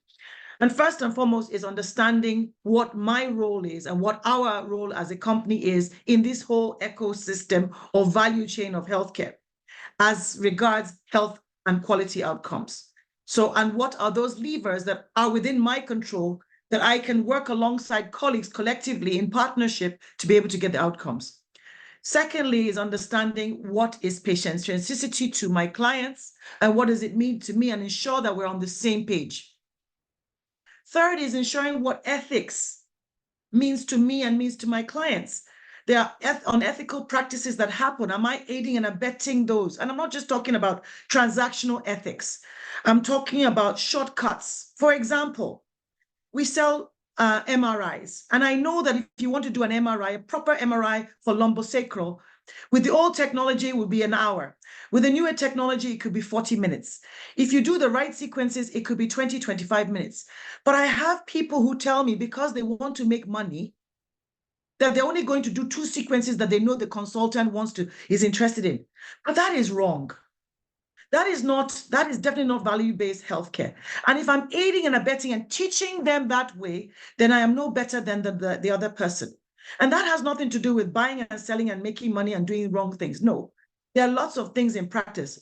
In my pharma days, I had a few doctors that because they wanted to make money with a meningitis vaccine, you know that meningitis used to come in 50 doses per vial. They will reconstitute the vial. You know you must use it within 6 hours. But because they wanted to extend this one, they would use that same vial on day 1, day 2, day 3, until they finish. And I know about it. Of course, I never sold to them again and they couldn't understand it. I also had people who said your vaccines were expensive. And I said, compared to what? And they were buying vaccines in Idumota, the open market. But they gave me a call one day and said, Claire, can I have some vaccines XYZ? I said, why are you asking me for vaccines? They said, oh, they've just had a grandchild. Imagine my thought that for your own grandchild, you know where the source of good cold chain vaccines is. But for your patients, you buy tetanus toxoid from Idumota. And that's the kind of ethical values that I'm saying that we must have in value-based leadership. In addition, you need to understand and analyze the ethical dilemmas, the various dilemmas, ethical, financial, quality dilemmas. People cut corners sometimes and don't do the right things. and we know about them. You cannot be privy to that and promote it. And when you see it, you must correct it. If not, you're complicit in this. As leaders, we also need to know how to learn and develop the right kind of strategies. And that means that we must go to business school. This is being organized and supported by the Netherlands Business School. Going to medical school, pharmacy school is not enough to be a leader or a C-suite position. You need to understand all the other things: human resources, operations, management, ethics, business. There's so many things that we must learn as leaders in healthcare space. And Pharma Access has done a brilliant job of having this program in close collaboration with Lagos Business School and EDC. This is not their core remit, but they've gone the extra mile to influence the ecosystem in which they work, to ensure that we have the right kind of leaders that can take us to the next level. And of course, we've heard today a lot of it about out-of-box thinking. I say throw away the box. Sometimes out of box is not even enough because the box restricts you. Forget the box. Don't be afraid. Do it afraid, if I say. Don't be afraid to be the disruptor, to be the lone ranger, to make a difference. For where I come from, what I do, I focus on 4 areas. I would say we, because I don't do it myself. I'm only one of 120 people within JNC International that really want to make a difference in the healthcare space. We don't see ourselves as suppliers. We see ourselves as ecosystem builders, as pace setters, as people that need to raise the bar and constantly raise the bar. The challenge is that we've done 20 years now. What next? So you need to go back and brainstorm with your team. Believe you me that some of the best ideas in brainstorming do not come from the highly paid senior managers that you pay. Sometimes some of the best ideas on cost saving, on outcomes, on innovation come from people on the shop floor, come from even security, even people that you least expect. So when you're doing your innovation workshops, your strategy meetings, please try and involve everybody across the organization, unless it's a management retreat. So for us, we make sure that our medical equipment is important. We concentrate on quality and efficiency. So that's the choice of our partners, the OEMs, original equipment manufacturers we work with. We represent 27 manufacturers. They were purposely chosen. It was a two-way communication. They chose us, but believe you me, we chose them. And if they're not interested in developing the Nigerian market, not by sales, but investing in intellect, in capacity building, then we can't work with you, because we have to co-develop, co-create this system together. It's not about equipment. We must support value-based care, and that means patient outcomes. Cost effectiveness is also very important. And with the rising costs, especially in the last year, with the dollar going from 460 to 1,500, you can imagine the impact on our clients, even on ourselves, the losses that everybody is making. If you have fast mover consumer item goods, companies like, I don't want to mention the names, making losses, and telcos making losses. We in healthcare, that were a small part of the GDP, tiny dot when it comes to contribution of GDP. Imagine the losses that hospitals, pharmacy, manufacturers are making in the country. We've had 2 glove companies close. We've had two or three pharmaceutical companies, giants, exiting the country.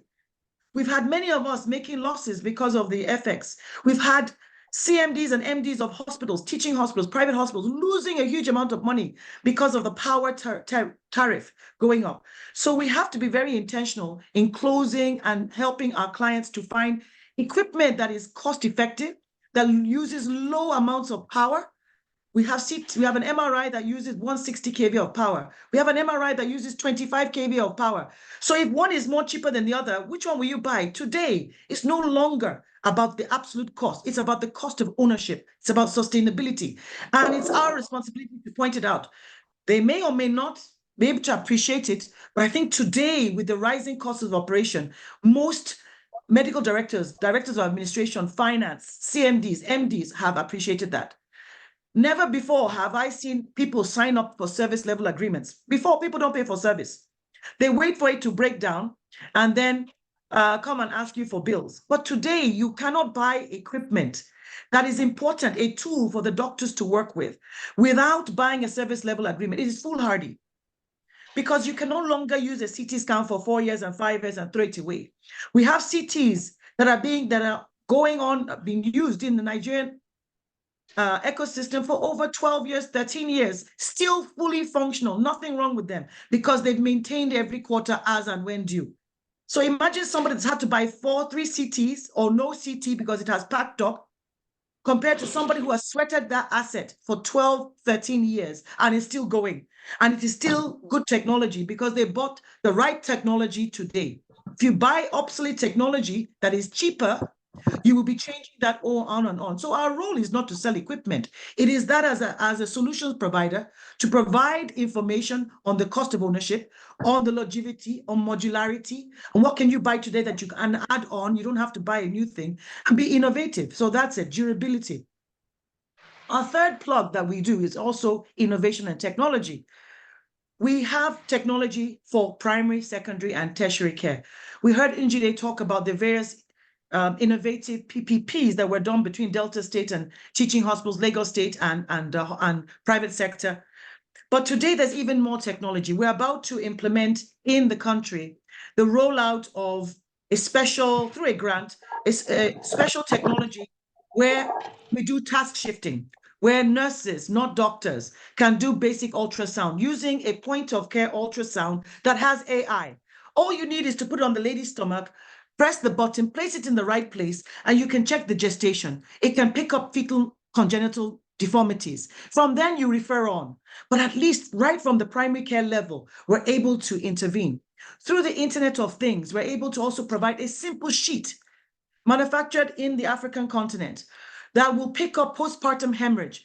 You are able to measure the amount of blood that a lady in birth, we give it to traditional birth attendants, will pick up that amount of blood, and we can use that for studies across, and it's connected to the Internet of Things. And that's very basic. A plastic sheet that has a graduation that has a little chip in it. To high-falutin equipment, which, by the way, Dr. Dada is about to receive in the Federal Medical Center, because he has a strategic plan of where he wants to be, short, medium, and long term. He's now known that he's done all the basics. He's got that right. He's introduced electronic patient records. He's got that right. He's got efficiency in his system. He's motivated his team. He has attracted the brand of FMC.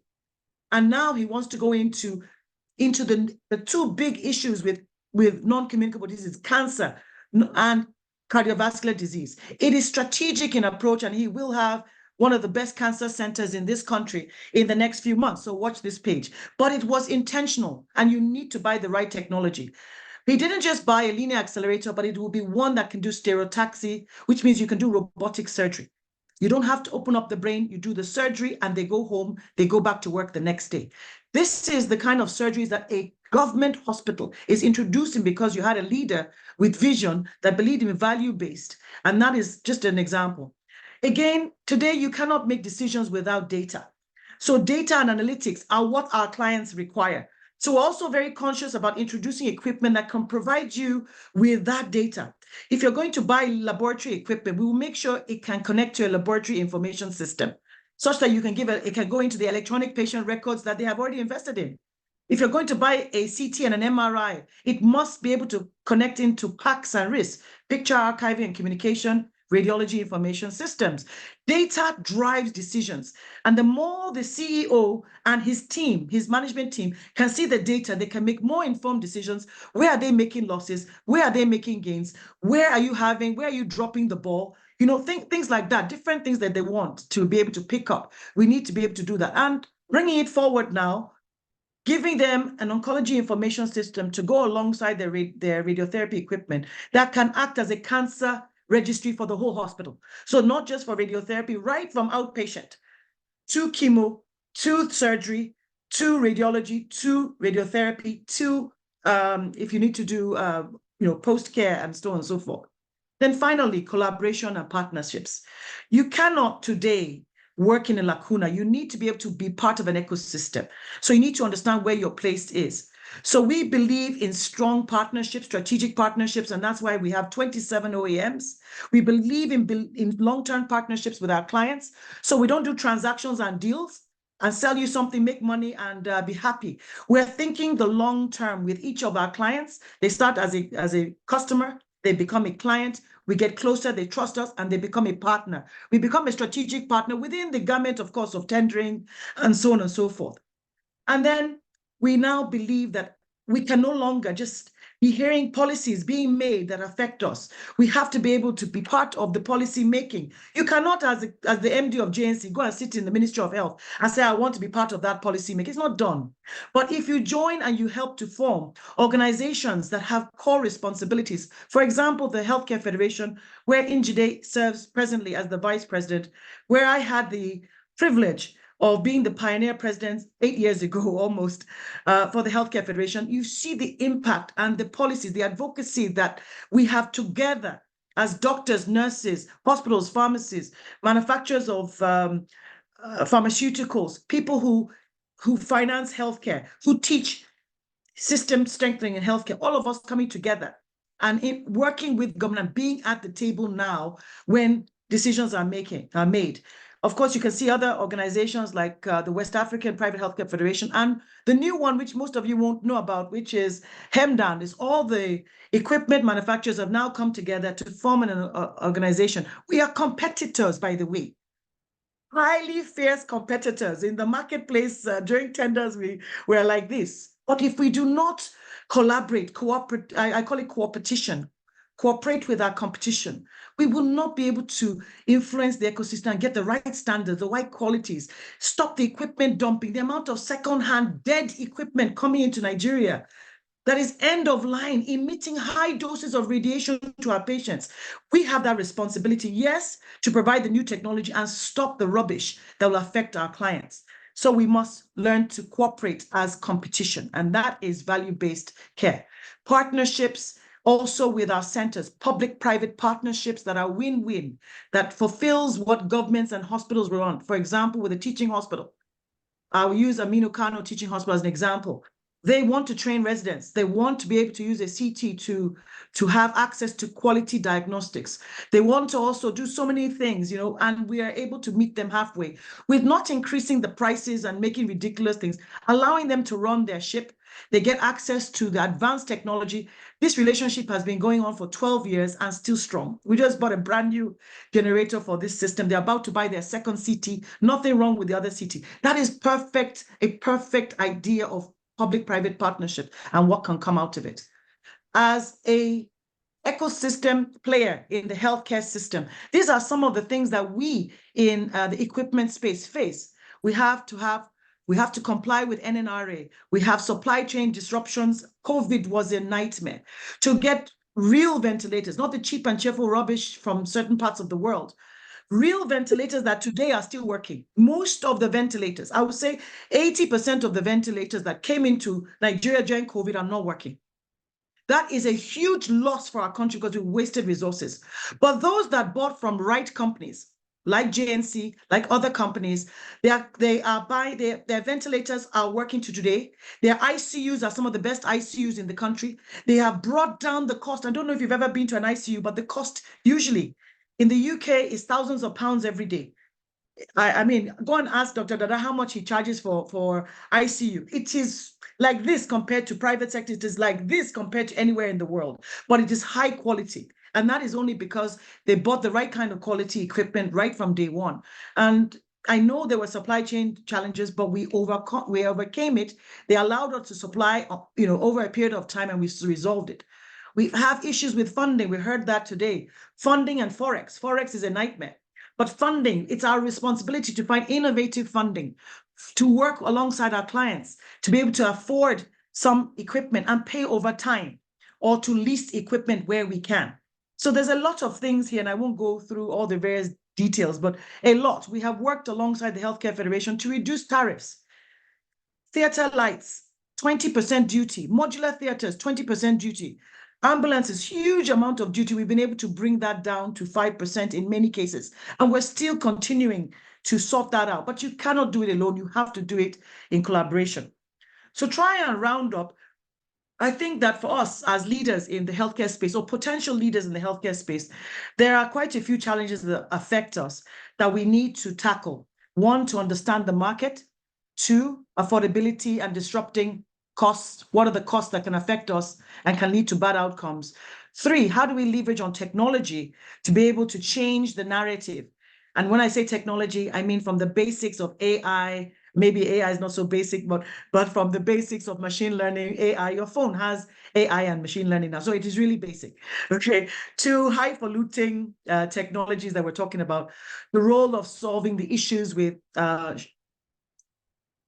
human resources for healthcare, rethinking risk, and building an ecosystem. So I'm not going to go through all of this because of time, but really we must understand the market we work in, and see how we can use the right kind of models to disrupt what we're doing. Affordability, how do we look for getting the lowest possible cost without affecting quality? And that may mean finding the right kind of partners. It may not be one partner. It may be a selection of various partners, a selection of various models, payment schemes, and so on and so forth to be able to do that. Leveraging technology, I think I've already mentioned hospital information systems and electronic patient records, how pivotal they are to bringing efficiency to the system. And we in the healthcare space need to understand what is the right kind of technology that we can deploy in the sphere in which you work with to be able to do this. I mentioned data decision making is very important by connecting your radiology equipment to PACS and RIS, your laboratory to LIS, and your entire system to electronic patient records. And of course, this clinical health shortages, for every time we deploy equipment, we train and retrain.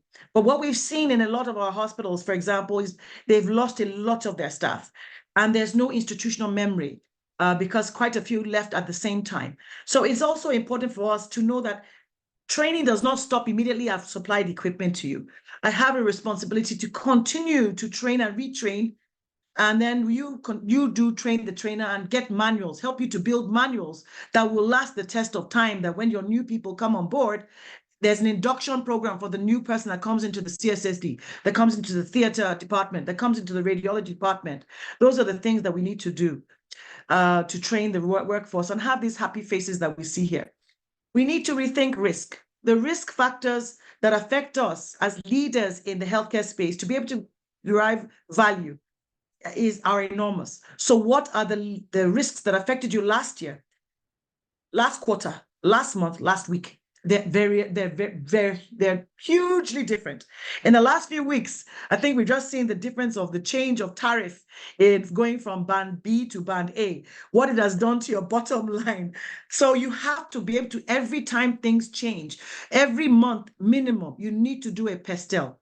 Political, economic, social, technology, I think is ethical and legal. You must look at those various perspectives as it affects generally, and how these things that have happened in the environment affect you. If you don't do a macroeconomic scanning, whatever business plan that you have done will be thrown into the doldrums in months. Nigeria is on a fast pace of policy change. This president means business, most of the time, and you have to keep somebody whose ear is to the ground, how the regulator is changing, how that regulation changes. We have pharmacist Shaba on the phone, on the call, and we know that just one change in NAFDAC or SON can affect all of us here, or NNRA. So we need to think about the risks. We need to think about innovative financing and the risks of innovative financing. And from where I sit, I need to think about bundle pricing, economies of scale. Instead of buying one, if you're going to buy three, even if you know you don't want to buy the three now, if you can negotiate the three now, then you lock in your price. I can lock in a price for 3 years back to back with the manufacturer. Manufacturers before were changing prices maybe every 2 years or 2%, 3%. Manufacturers are changing prices now 7%, 15%. So if you can lock in your price today and we sign it and I get it back to back, you don't even have to pay. You pay that same price in 2 years' time. Those are the kind of things that we can do. And that's economies of scale. We're doing it for another cancer center that we're doing. They have bought their Linux ahead. Whatever price they're buying now is the same price they're going to buy when they buy their second one. So just to conclude, it is important beyond talking the shop to walk the shop. So that means that everything we've learned today from the incredible speakers that Professor Bale has put together, I don't know how you did this, Prof, that we need to implement. If there's no implementation, then there's nothing done. So I got this from the internet. This is not from me in any way. It just gave me an example of how we can go about this. You work to develop the consistent definition of the outcomes and what you want, what value-based means to you, what are the outcomes you want, what is the cost saving you want. You now find the right providers to partner with you to get you to this right approach. You co-design a pathway And that is the bigger plan, like Dr. Dada was talking about, like Njide was talking about. You do a small trial. If I don't like pilots, because sometimes, no pun intended, pilots don't take off, but you can start small and then do big, and then you can then scale. But you have to start with vision, with making sure that you have the knowledge, skills, that you think value and volume, as Prof said, that you continue to create value to stay relevant, and you must disrupt or be disrupted. So the choice is ours. Do you want to be disrupted or do you want to disrupt?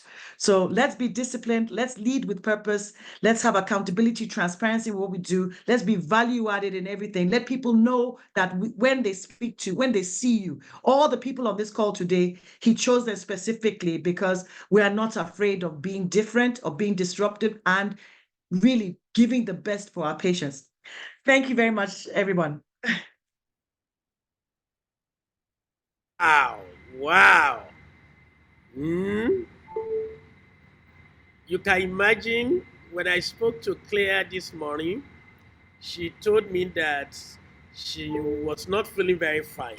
So I imagine what she would have done if she was really 100% healthy. I think I've had the best today.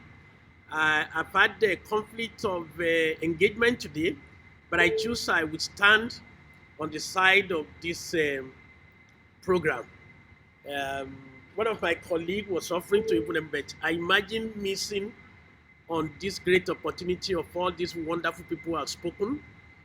I had today, so please go to the Q&A and write your question. Each of the speakers will read the Q&A and they will provide answers to, we will give them like two minutes to provide answers to the question that they have read. Most of the questions that I've read, they are answered to them already during the presentation, but nevertheless, they can read the Q&A and just get to know. But for those who did not show up on time, let me quickly share with you. I hear speakers, the 5 speakers today, talking around the need for leaders who will promote effectiveness, that is achievement of goals of value-based healthcare system, leaders who will drive efficiency, adaptability or flexibility, leaders who will promote teamwork, leaders who will promote communication, collaboration, competence, consensus, character, ethics, and the need to co-create.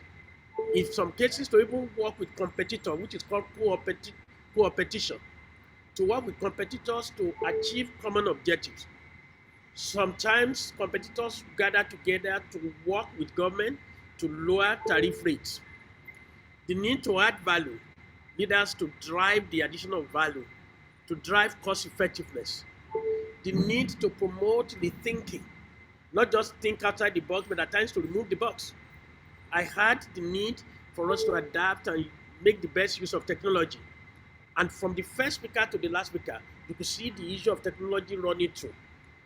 And I hear the need that it was a case of case study, the need for mentoring, and the need to take action.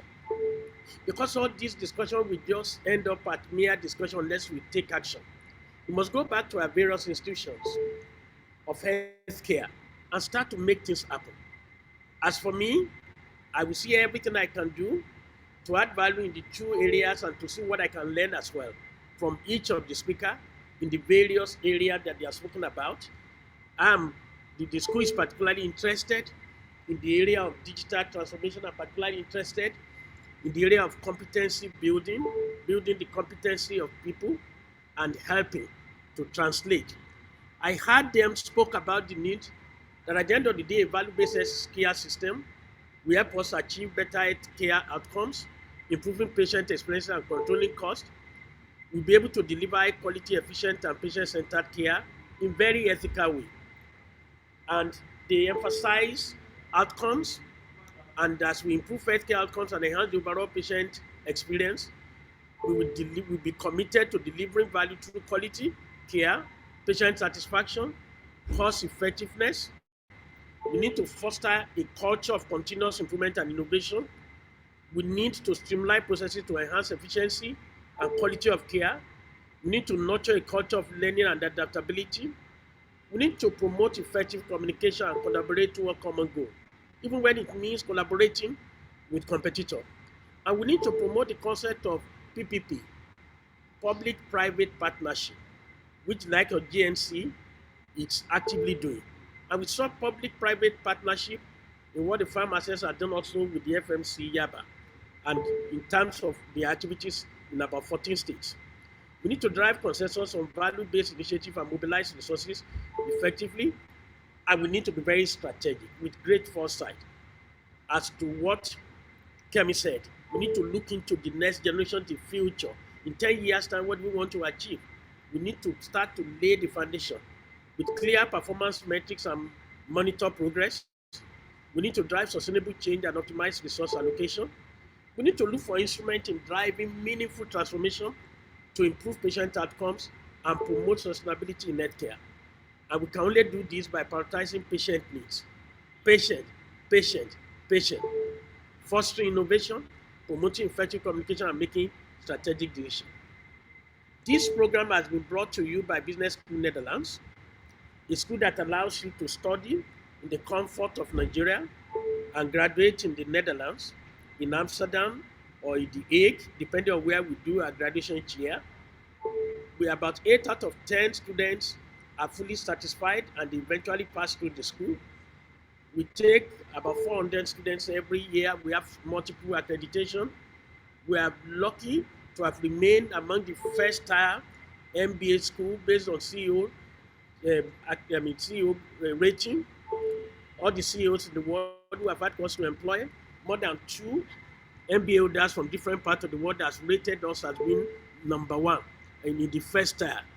We have multiple accreditation, ACBSB, and TIER. We are the first business school in the world to have built our curriculum on basis of pragmatism, action learning. We have over 7,000 MBA graduates worldwide, about 950 students in school at any material time, and about 87% graduation rate of executive MBA. Ladies and gentlemen, we have the so-called alumni all across every continent of the world, from Asia to West Europe to Africa. The 2024 MBA ranking places us again for 8 consecutive years in Taiwan. And we are happy that we have been rated very well on basis of quality, international diversity, class size, among many other things. We have provided timeless excellence in Nigeria.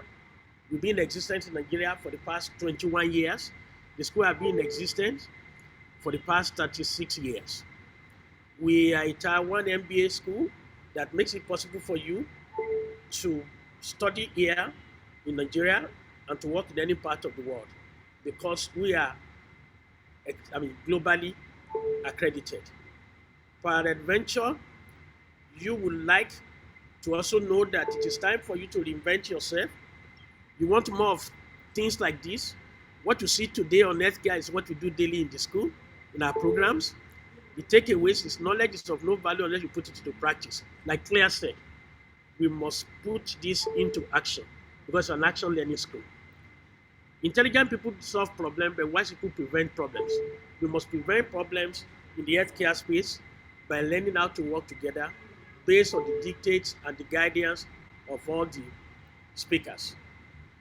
When you have information with inspiration without application, it promotes frustration.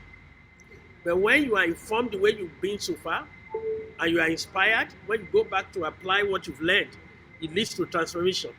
This is the bottom line of what an action learning business school is all about. We do discuss case studies in class, but all projects in the school, an average of 8 projects per student in 2 years. All the projects are done, an average of 1 project every quarter. All project is done on your company. So you are actually using your company as case study. So you are looking at what can I do to drive efficiency, effectiveness, and to drive adaptability. And so you have to take action today because that's the distance between where you are and the result that you desire. You must be bright, brave, bold, beautiful, and brilliant because education is key. Ladies and gentlemen, On that note, we'd like to go to Q&A, and I would like to call on Njide to please share, to answer the questions as it relates to the issues that they've raised concerning any question that affects you. Please share your answer just for 2 minutes. I was looking, the only question I see, how can we empower the rural people to pay for quality healthcare? Yeah, I mean, this is a very important question, especially from the point of view of access to better quality healthcare. I mean, what we've come to see is that even though people are considered rural or poor, they recognize quality when they see it. So for us, the most important thing is to ensure that the facilities, the primary healthcare centers work. And the images I showed in Delta State, that has been so transformational. There were 15 facilities that we took over just to prove that if you improve the quality of healthcare services, people will be willing to use it.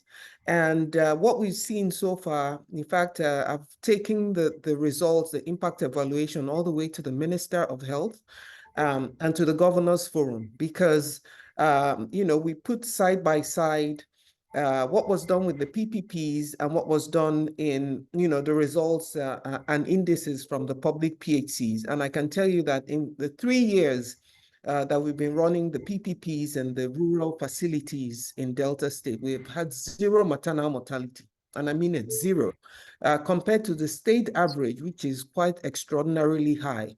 So the impact really is that people, and again, just to say that before we entered these facilities, there was 0 encounters. That means it was moribund, it wasn't being used. But now we're seeing encounters up to 2,000 a month. In fact, in Dr. Onya's clinic, she sent me some statistics. The last month, if I'm just trying to read from her text, they had over 4,000 encounters. They had 4 deaths averted. Again, this is just to show that, it's not rocket science. There are things that can be done that can improve the healthcare system. And you can imagine the footfalls from 0 to 2,000 patients altogether in the 15 clinics. We've seen over 200,000 patients, and that is transformational. So you can imagine if you can replicate this across the PHCs all across the country. So bottom line is that quality is key to people accessing healthcare services and healthcare centers. If you can guarantee the quality of service being delivered by the doctors, if there are no doctors, qualified nurses, the processes, skill set, the equipment being available, and so on, that, definitely people will come in and they will be willing to pay for those healthcare services. So I think in a nutshell, quality should be the arrowhead for improvement in the healthcare sector. Once we put quality as the foundation, I think we can transform our healthcare system. So across the skills, which is the individuals, the human resources, the processes, which allows for, for patients to be seen with or without the particular individual, because we tend to build processes around individuals, but it shouldn't be. And then the equipment and the availability of maintenance contracts and so on and so forth. So around that, I think that we can definitely improve our system. Over. Thank you so much.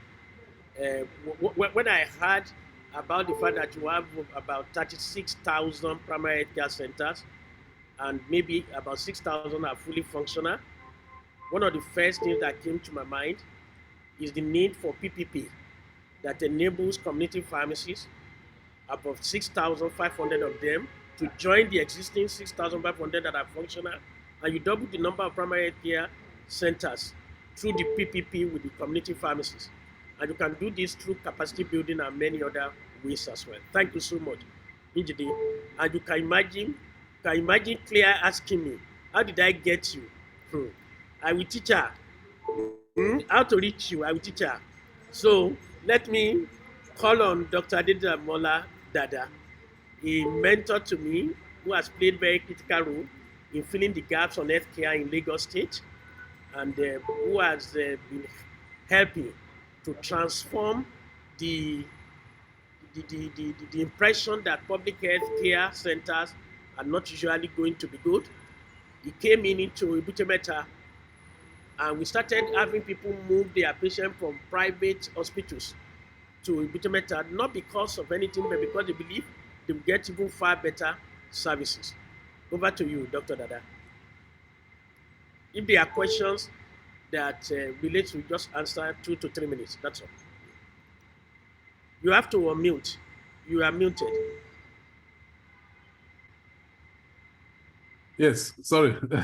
Thank Thank you you very sir. much, Prof. Yes. Yes, the question I could see here essentially is, could you please give us some hints on how you were able to bring about those transformative impacts? Yeah. I think the first thing I have to say is that it's not a one-man riot squad. It's a team that was at work, okay? The first thing is, for me, you need to prepare for leadership, okay? If you don't prepare for leadership, then you're not going to be able to make any impact. And part of preparing for leadership is that you must be able to acquire the right skills. And part of the right skills is for you to think out of the box, like Claire said, and have a workable and a working strategic plan, which you must implement scrupulously, okay? And of course, you have to lead with influence, both upward, lateral, downward. Upward, because you need to influence your board.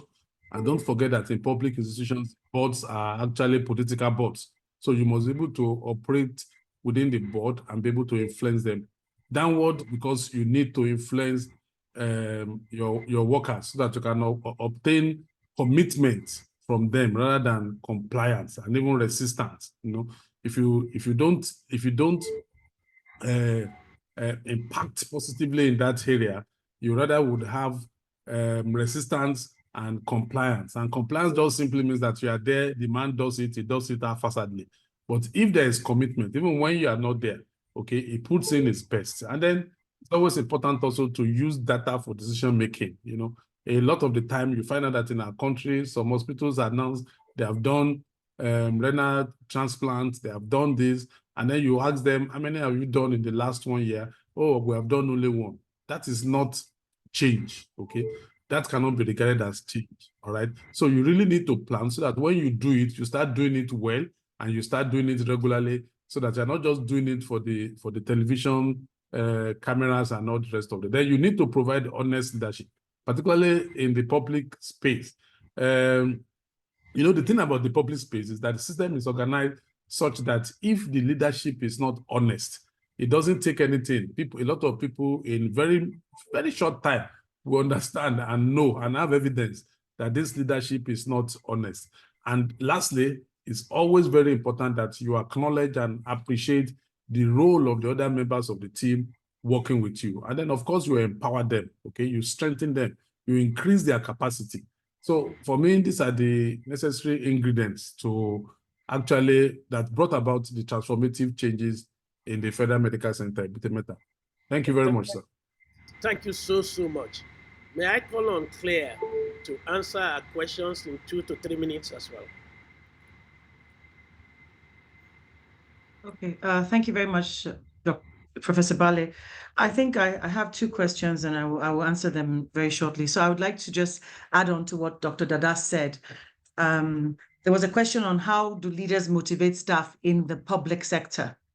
And I want to, if you don't mind, use Dr. Dada as an example. We are no longer talking theory. Dr. Dada is at work today. Yeah, so we don't want to talk theory right now. He was on transit until yesterday. He was on Yes. transit.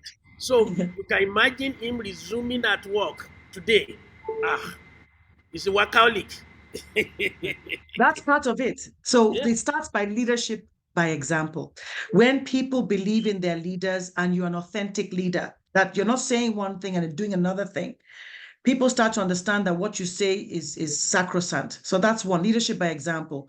Secondly, having a visionary leader that has his own plan, but then helps to co-create the plan with his team, so that it's no longer his plan that they're working with, but it's our plan, and he gets buy-in into that plan. So that's part of it too. Share your vision, be authentic, co-create a plan together and implement it. Then reward milestones. So you find your hypos and your hypers. The high performers are those that do very well and help you to achieve your objectives.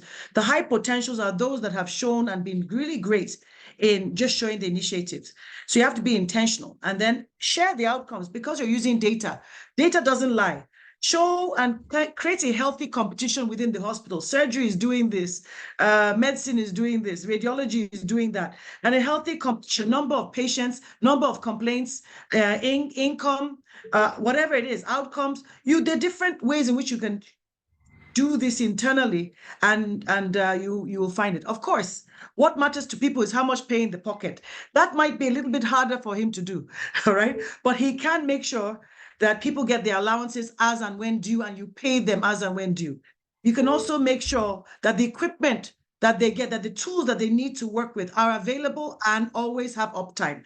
That if something goes wrong, because he has done his administration well, his director, his DA, his DF are doing the right thing, that the equipment they need to get the outcomes are always up and available. And then the environment. If I go to work and the environment, there's no light, the place is dirty, smelling, whatever it is, I won't want to come to work every day. But if I can see that my leader changes the environment, you want to go to work every day, you have all the tools to work with, and you are recognized, maybe the best staff of the month, best staff of the quarter, by department, by hospital, that little bit of recognition here and there. These are some of the ways. I mean, he may not be able to change salaries, but if he can close the vacancy gaps, because of JAPA, and lots of people are inundated with lots of work. So if you can make sure you lobby to get those vacancies, recruited for and retain and attract the right staff, then those are ways in which leaders can motivate staff. And I think it shows very clearly what he has been able to do.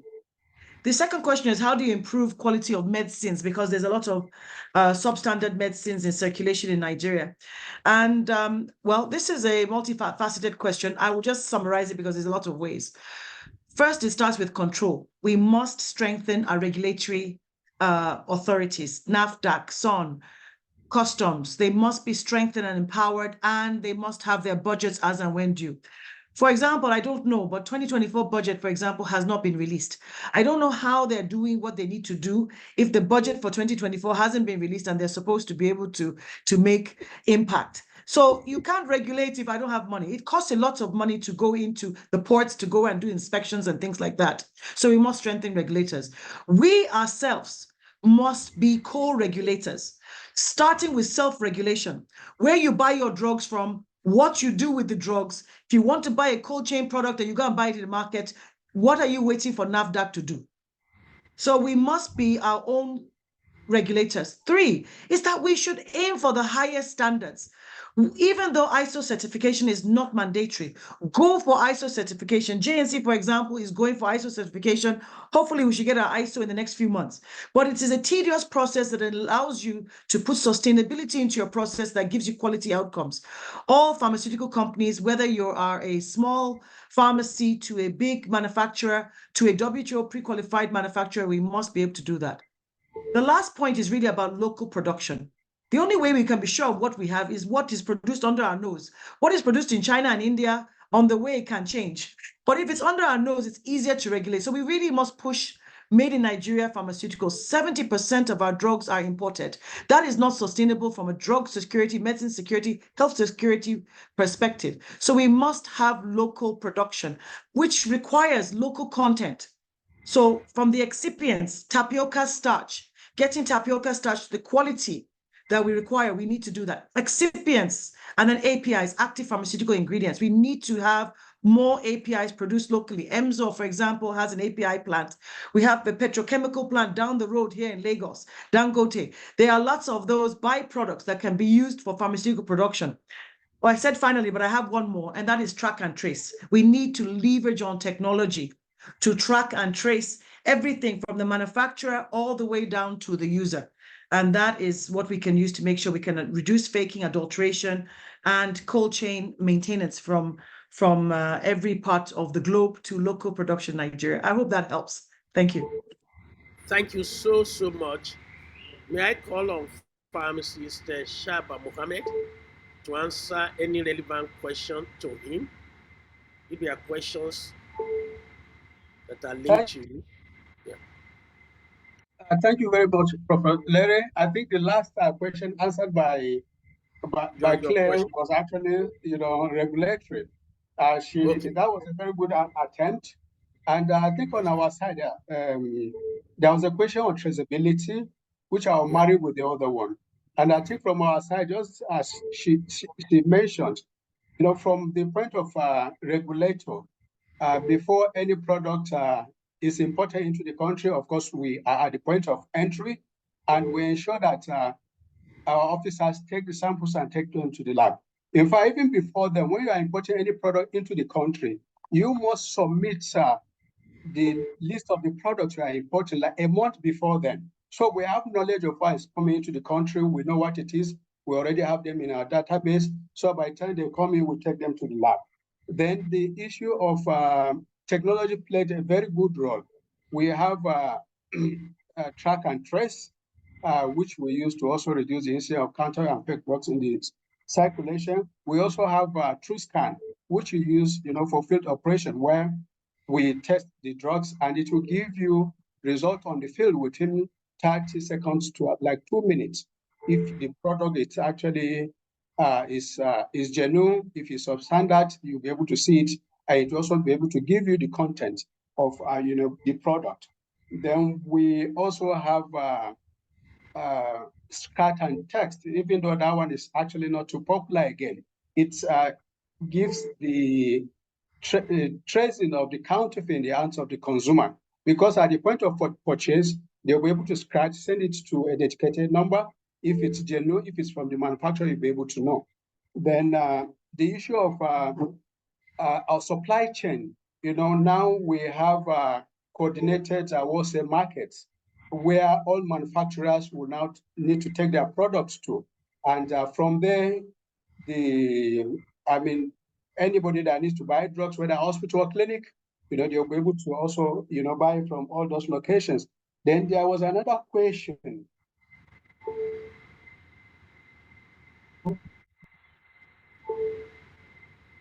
And can the private sector participate in regulatory activities? Of course, where information sharing and intelligence sharing comes in. Of course, we are not everywhere. In fact, the private sector, individuals, things are happening, within the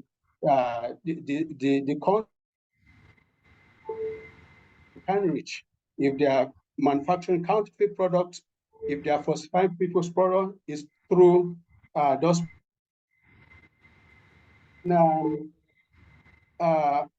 She also talked about which is also part of the things we've done. That is pharmaceutical development. The federal government, will make available huge resources so that local manufacturers will be able to set up, instead of importing, they'll be manufacturing that. Then we have 5+. Is we register you for the first 5 years. Then by the second 5, when you are renewing, you will start manufacturing the product locally. Or either you start manufacturing locally or you go into contract manufacturing with somebody who on ground. So these are some of the ways that NAFDA have come to also address the issue, of making high quality and efficacious products, particularly medical products, available for clinical practice in the country. So thank you very much. Thank you. May we call on Kemi to please answer the questions relevant to her presentation, which she may have picked up in the Q&A or the chat room. Over to you, Kemi.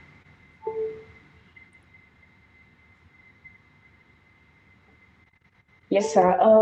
So one of the questions I saw you were talking about innovation, the address of innovation and technology. We know we're in the age of technology and innovation, and that means that as healthcare providers, It means this is now time where we need to really work on evidence-based practice. Like I mentioned earlier on, talking about being cost effective. It means, giving adequate care with the limited resources available. And what that means is that as healthcare providers, we need to be sound in evidence-based practice. We need to be able to use the use of technology, innovation, to be able to provide improved patient care.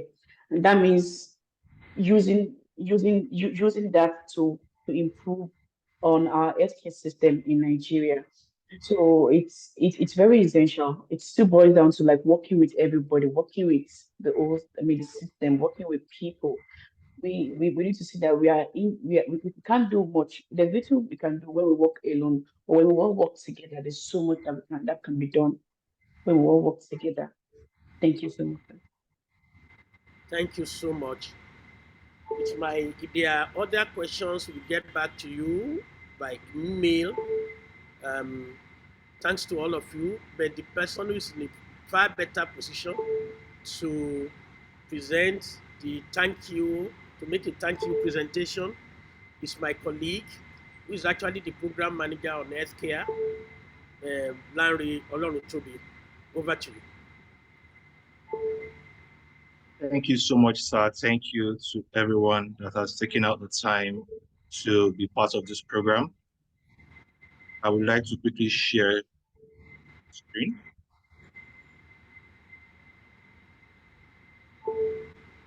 So on this note, we would like to say a big thank you and express our sincere gratitude to everyone that has taken the time to be part of this program.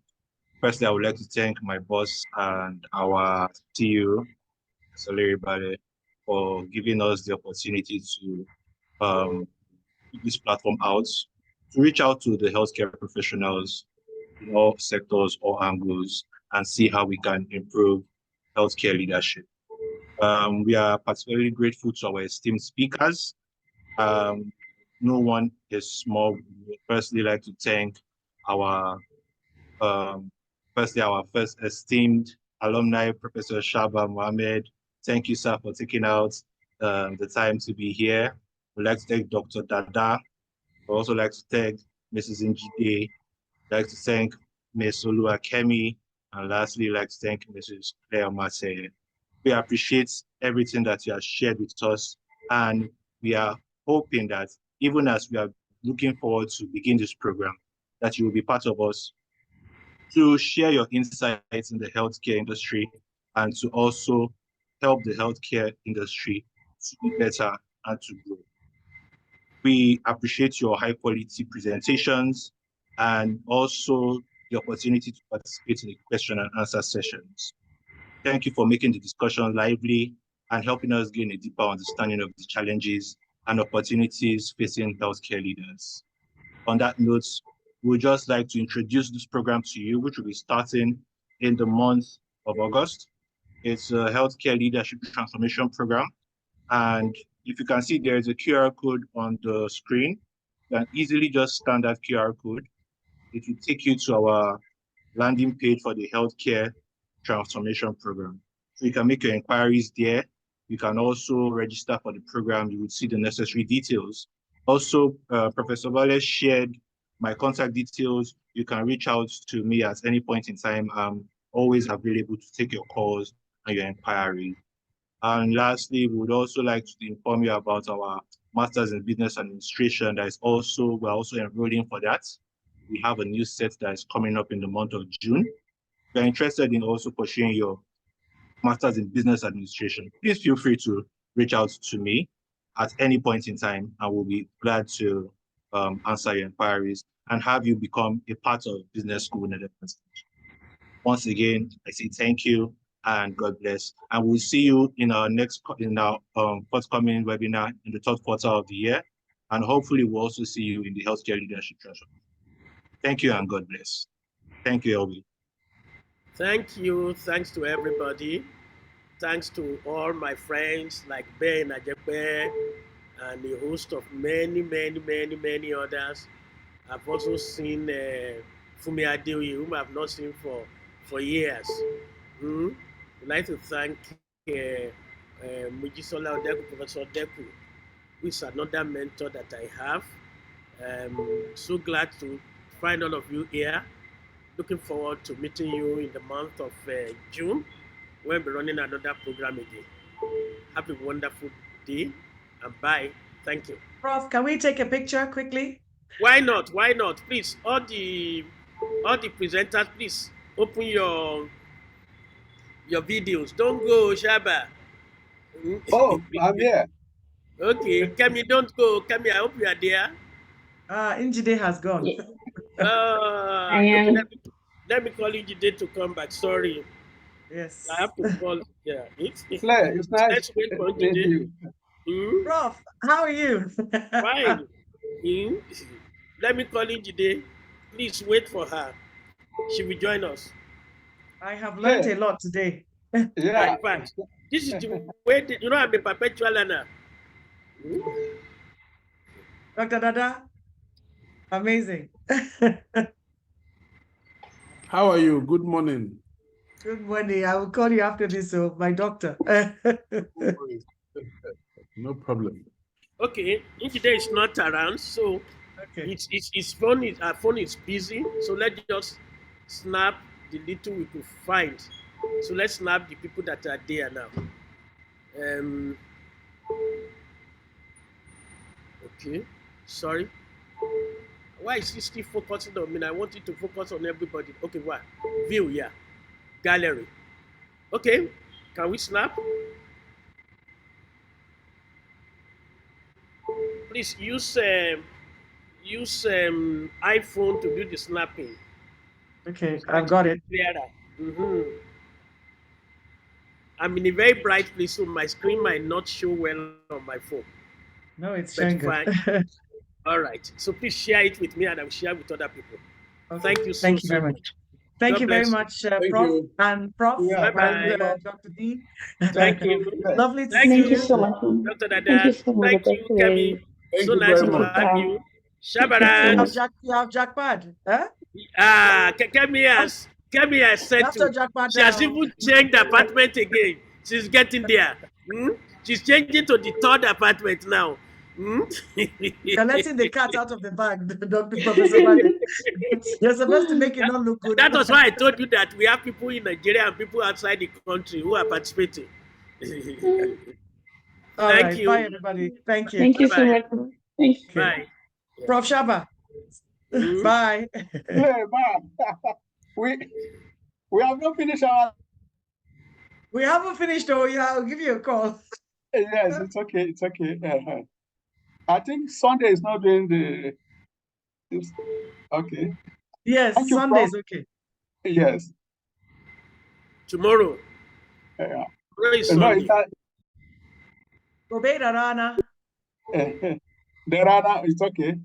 That's fine. We are working on some other projects, Prof. All right. Yes. Great Yeah. websites. Thank you, sir. Bye-bye.